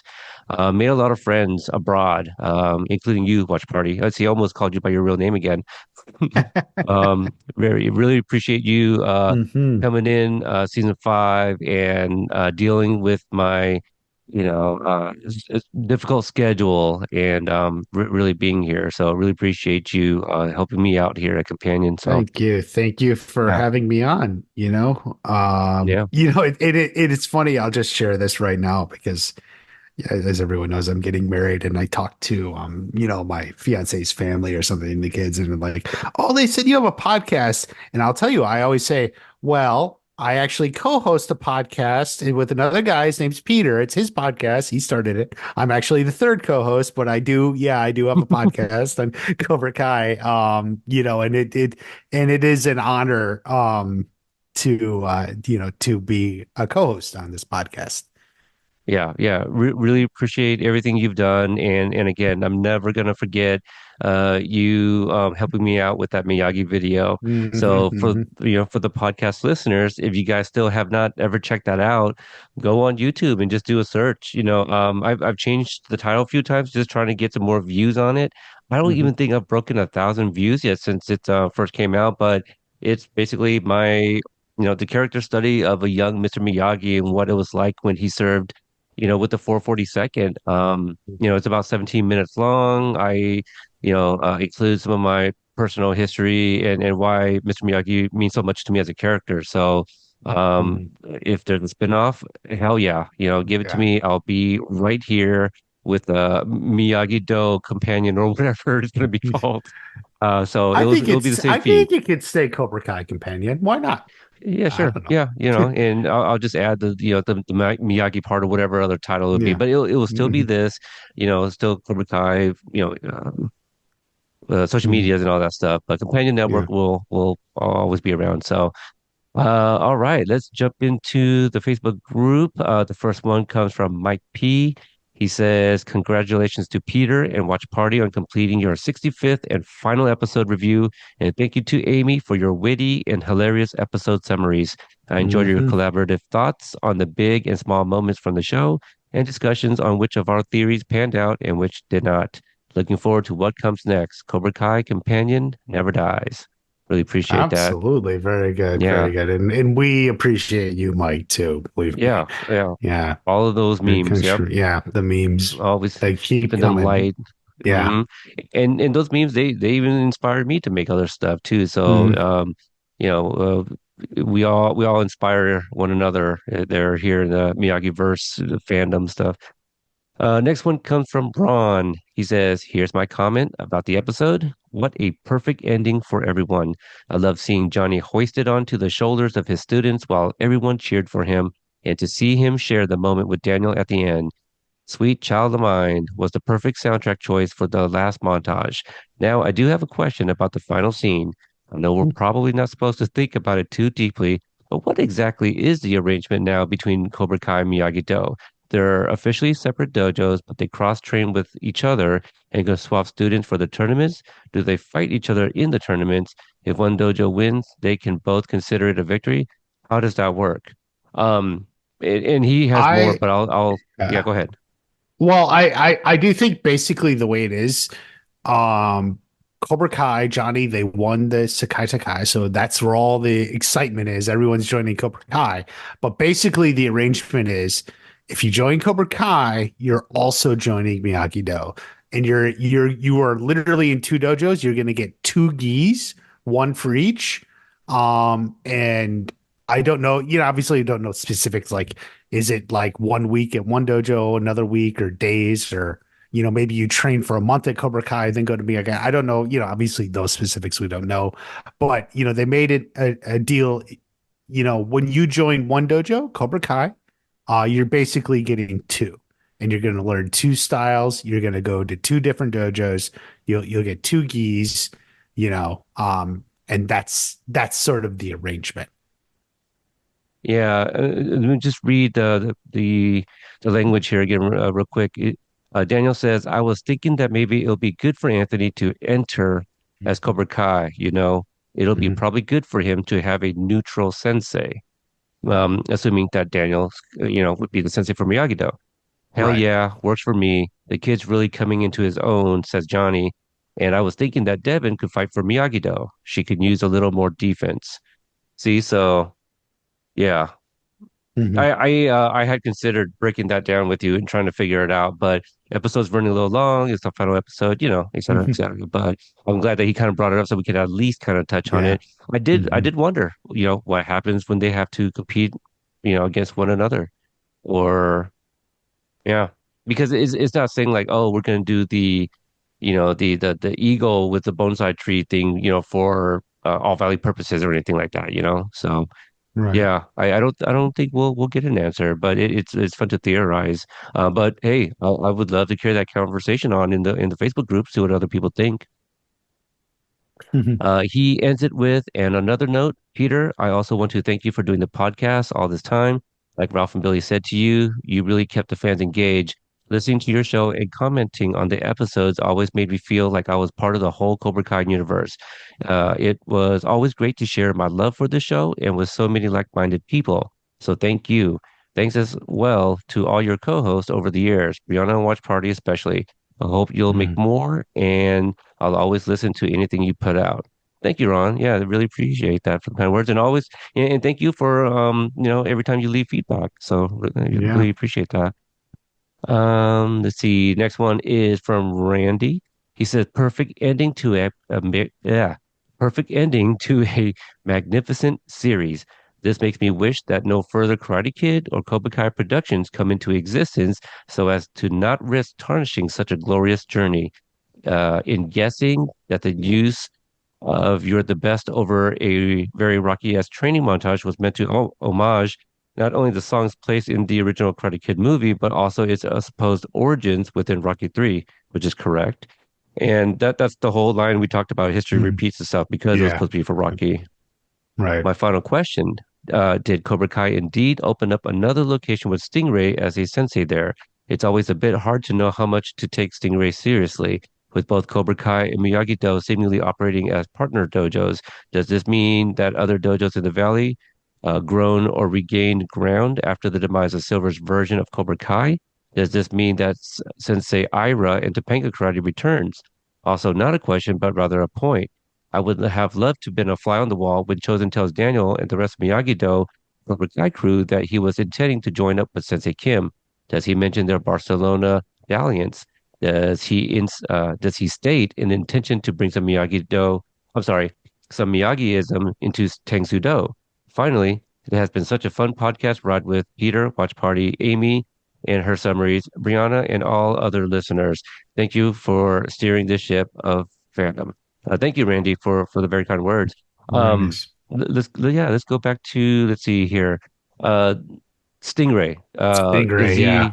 Is he for realsies or is he No, bullshitting? I actually do. I think like that's Stingray's happy ending. I I think didn't so actually too. get a comment. Yeah, but I do think like that's Stingray's happy ending. He's getting what he wanted. He loved Cobra Kai. It meant something to him.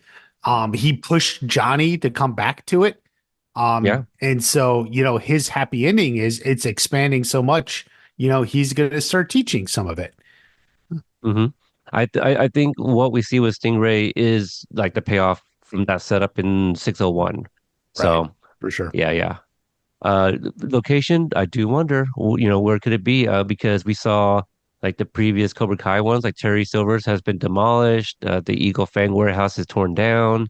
Um, so yeah, it'd be really interesting. Is Daniel probably won't be involved, because Johnny was the, champion in his Cobra Kai dojo. So I'm sure he's Mhm. probably doing pretty good himself. I would imagine, you know, um, maybe even Robbie helps out a little bit, with his contract.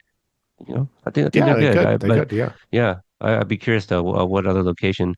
And then, what do you think about those previous dojos now that Silver's gone? Do you think I would imagine they'd come back. If Silver's gone and all the students are kind of Yeah. returning to their former dojos, I could see that. Right. They could. All the people who owned them, the senseis, they could just start up a new dojo, right?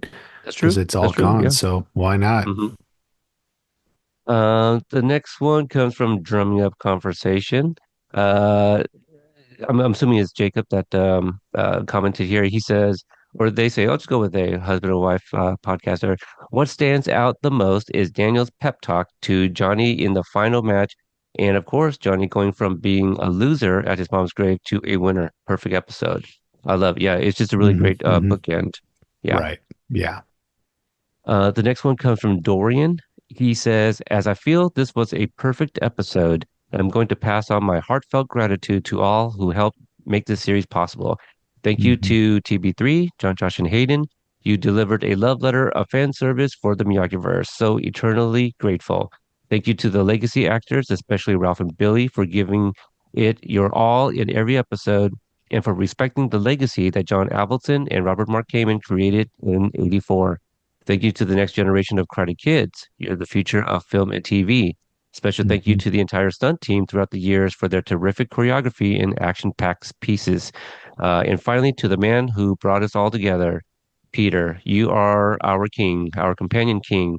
I struggled over the years to find a place where I truly belonged. And Peter, Mike, Jen, and Amy, and so many others welcomed me with open arms, reminded me that you're always welcomed and to enjoy a truly special fandom that is the Miyagiverse. Thank you. Much love.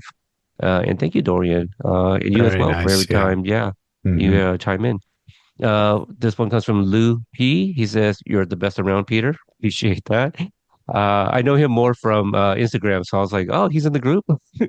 Um, the next one comes from Emily. She says, first, a note about that pic at the top of the post, which is Johnny and Sensei facing off on the red mats. Facing each other, and referee Daryl Vidal is ready to start the final fight. The score on the screen behind them is 2 points to 2 points. The next point takes all the glory. Johnny is set up exactly like the final point in the Karate Kid. Let me read that again. Johnny is set up exactly like the final point in the Karate Kid. Wolf is dark and coiled and powerful as he signals the Shaolin sunset, an iconic picture from an iconic episode of this iconic show. Lewis Tan was a fantastic final villain, a worthy opponent for Johnny's ultimate redemption. Amanda reacting to Daniel in his Cobra Kai gi was all of us. Same girl, same. Fake, like choreography.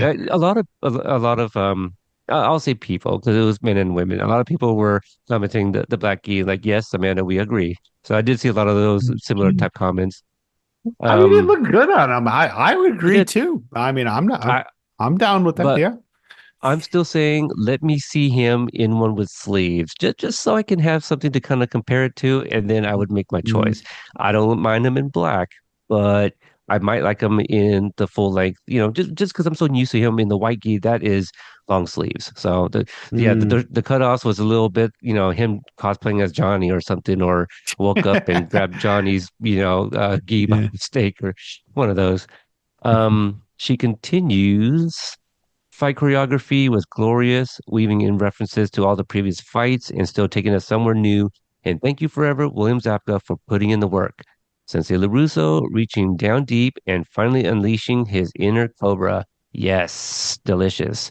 El Serpiente and Hawk, the two previous All Valley under 18 champs, rushing sensei to lift their sensei on their to lift sensei on their shoulders made me feel some sort of way. Yeah, and there's this look where they give each other to, like, should we do it, and then they do it, and it's really really satisfying, just taking you all the way back to that first season, with Right. the three of Mhm. them, when he was just called Lip. Yeah. um and after a series full of storytelling via Johnny's vehicles, Firebird becomes a challenger, becomes a nomadic caravan. The only vehicle we see him operating in his daughter's wait, the only vehicle we see him operating is his daughter's stroller, and it is flawless. And the final sushi day for Daniel and Johnny, chef's kiss and no fucking mercy. Thank you, Peter, and shout out to Brianna and to Watch Party, Mike P, Pialani, and Anne, and Amy, and Dorian, and Natty, and Mike G, and Kiara, and Jen, and Jennifer, and anyone whose name I forgot here. You have Mhm. all made this fandom so much fun. Cobra Kai never dies. Thank you, Emily, for that. Mhm. Let me bring up one point she made. Lewis Tan was a fantastic final villain. What do you think about that? Um, We talked about him, we talked about the fight, but what do you think about him as the final villain? No, I think yeah, he played it as well as you could. I mean, he came in obviously, I mean, was he enters in episode 6, right? So he's got ultimately 10 episodes to be established as like yeah, the final villain, right? So as well as I he's developed really well. He has a beef from Johnny. He takes the last steak from the beginning and he's a great martial artist. Louis Tan is very skilled, and the character is just menacing. And yeah, he was the final boss. You felt like this is who Johnny's got to beat. Yeah. The Shaolin Sunset, I like it in that flashback when we first see it. Hmm. It being used as a slow-mo is almost a little, I don't want to say comical, but just because it's in slow-mo and there's all these like moving things, I'm almost like, man, he's gonna manifest like some sort of like ice blast, like Sub-Zero, you know? And so like every that's what I think of when Yeah, I see that, you know? And so yeah, like but what do you do? You know, like in a moment like that, right, you want to slow it down. You want to give us that slow-mo right. to kind Mhm. of, build up that tension a little Build the bit. moment. So Yeah, yeah, it took me a while at first. I'm just like, what is this? Like I knew what it was, but just seeing it in slow-mo was almost kind of like, if I added some funny background music, it looks a hmm little silly. But hmm Johnny said it. He's younger, he's faster. And that scene in the locker room where like he like throws Johnny into the locker and that that vibe of Sensei Wolf was like just a notch down from hmm Dutch in the first Karate Kid with him and Daniel. right. Like it's almost right there. He doesn't say you're dead meat or anything like that, but he calls him a loser and says that people are going to call his daughter a loser. These are fighting words, Yeah, and he so knows in, yeah, in a way he's better than Dutch because he knows what buttons to push. yeah, And that's right. the difference. Yeah, it didn't, that little bow at the end makes you like, all right, well, he still respects Johnny because, it's like, well, he beat me, and Hmm I'm gonna give my respects and bow. And so, yeah, I just thought it was hmm interesting because we don't see Johnny acknowledge it or see it. Johnny doesn't need to bow back, but just for Wolf to do it, I was almost expecting to see a reaction from Johnny. So it was a little weird for me. So I wonder if there's any insight on that. So yeah, thank you, Emily.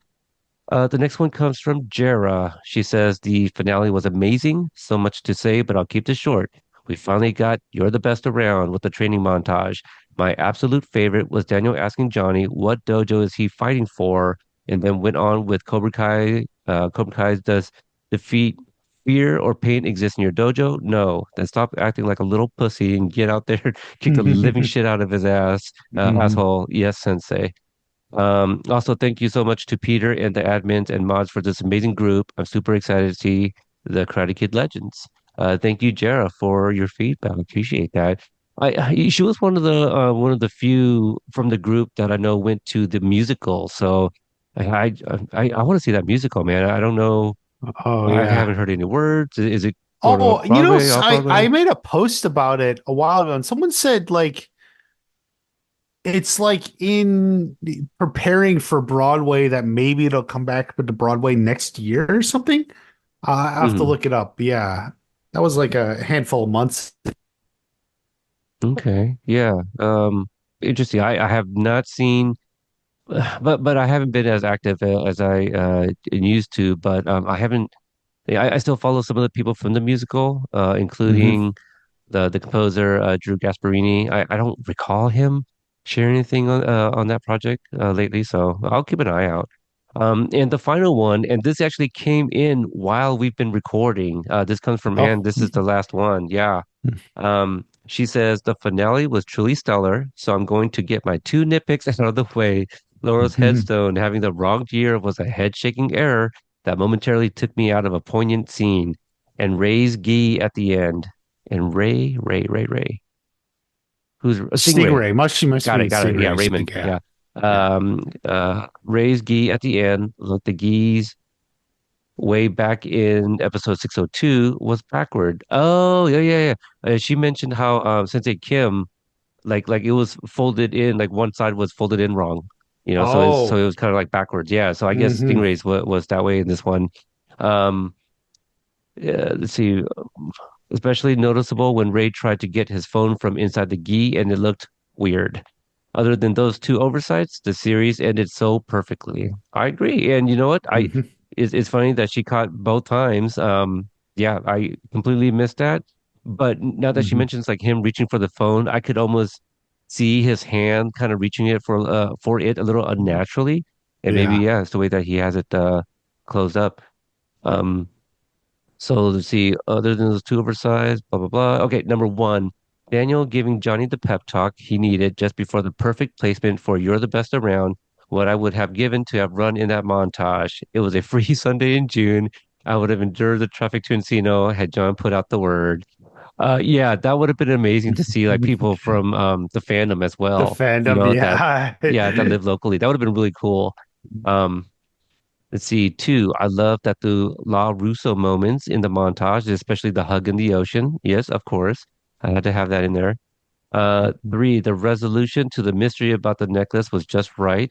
I agree with that. You know, it's pretty much everything we kind of expected. I don't know if there was anything where we're like, oof, didn't see that part coming of that. You know, we just figured it really belonged to Miyagi. He kicked the guy's ass that deserved it to get it back because, it's his wife. So pretty much the gist of it. Number four, it was really hard to watch Wolf torment Johnny in the locker room, but it legitimately set up Johnny as the underdog again. Completely agree, 100%. And that's the thought I had going into taking my notes and just completely forgot to write that down. Right. He is literally at his lowest. Like he's on the floor, looking Hmm. up at Wolf. Yeah. Um, Five, I agree with Amanda that Daniel looks great in the Cobra Kai gi, but I'm also glad Ralph insisted on keeping the headband. Seeing all the kids wearing the sleeveless gis to support Johnny was a fist pumping moment. Yes, I agree Yeah, with that. for Yeah, sure. what if, I wonder what if we did see Daniel without a headband or even with like, Miguel's wearing Johnny's, but that was Nah, the previous it's episode. still him, like Johnny Yeah, yeah, still had you're his right. black headband when he was in Miyagi-Do. So, Right, right. He's in support of his friend. That's why he's wearing the gi, but he's still Miyagi-Do, right? So yeah, it's fitting that he still has that Daniel that is. Six, Daniel giving Johnny the right motivation to come back from 0 and 2. Hell yeah. And number seven, Billy teased Johnny's kip up during the part one junket, and it did not disappoint. It was really well done, and obviously he's been working on that, so it was really really cool to see. Eight, montage to Sweet Child of Mine was also fantastic, especially mhm. Johnny getting the house for Carmen. Though for a financial decision that big, they should have talked about it together, but this is a fantasy, so I'm letting that go. Number nine, Johnny being a sensei now versus seasons one and two, how the character has grown. One thing I forgot to mention is that the stencil, Strike First, Strike Hard, No Mercy, I did not notice this. And I know that there's a line in season two. Johnny Mhm. mentions that he used a ruler or Or level, yeah. a Hmm. leveler. He used a leveler. Yeah. And I had never really noticed that No Mercy was slightly like unleveled. Off. Yeah. Yeah, that it Hmm. was off. And so I think it was Mark, Let's Be Water, that posted something about it. And that's when I realized I go, oh, see, I just thought it was dialogue. I didn't realize that it was actually was, a little slanted. And so Yeah. I brought it up now in a with video there at the end. Um, oh, okay. mhm. So and see, I might be mixing up two different things now as well. But yeah, I love seeing that the stencil for the revitalized dojo, it's all level, looks great and all that. And her last point, number 10, the post-end snake scene at the restaurant, bringing back Miyagi one last time, was the perfect button to the series. Yeah, it was a good one. And and it's nice that it's like a little bit of a joke too. Again, I had mentioned previously, Mr. Miyagi is like beginner luck, so, Yeah. something fun to end it Mhm. with. Yeah. And many thanks to Peter and all the folks I've gotten to know through this little group I could. Cobra Kai never dies. Thank you very much for that, Anne, and I appreciate all of the memories, seeing you in Pittsburgh, also in Seattle for Ralph's book tour, and then you joining us at Kona Kitchen and coming on the pod to share that experience. So, Mhm. yeah, just really grateful to have met a lot of the people in the fandom and become friends with them. So, really appreciate the group and everyone has supported us this entire time. Watch Party, I know you are not working on anything for the foreseeable future. Do you have you thought about when we could expect maybe some new content from you? Are we thinking next month, maybe 2 months from now? Um, yeah, the beginning of next month, or maybe I'll get because we have like a little interim between like the first honeymoon and then the second honeymoon. Like, Oh, okay. So we like have a week, but before then Father's if Day? what day is Father's Day? I don't know. I think it's Um, like the something teen. It's definitely not like the 20th or anything like that. The yeah, 20th would be I a mean, if Friday. I'm able to get something out because um but I don't know if it would be Cobra Kai related. Yeah, I Ah, mean, yeah, the movie. People were right. encouraging me to see the movie. Drew thought I should see it. Fiance party wanted me to see it, so I think I'll go see the movie. Maybe I'll give a video or reaction Yeah, or do something. there you So go. yeah, that's So, probably what I'll do next. Cobra Kai related. We may do something Stranger Things because I think there's going to be a trailer or something at the end of this month. right. So that's probably what I would we got coming up next. Okay.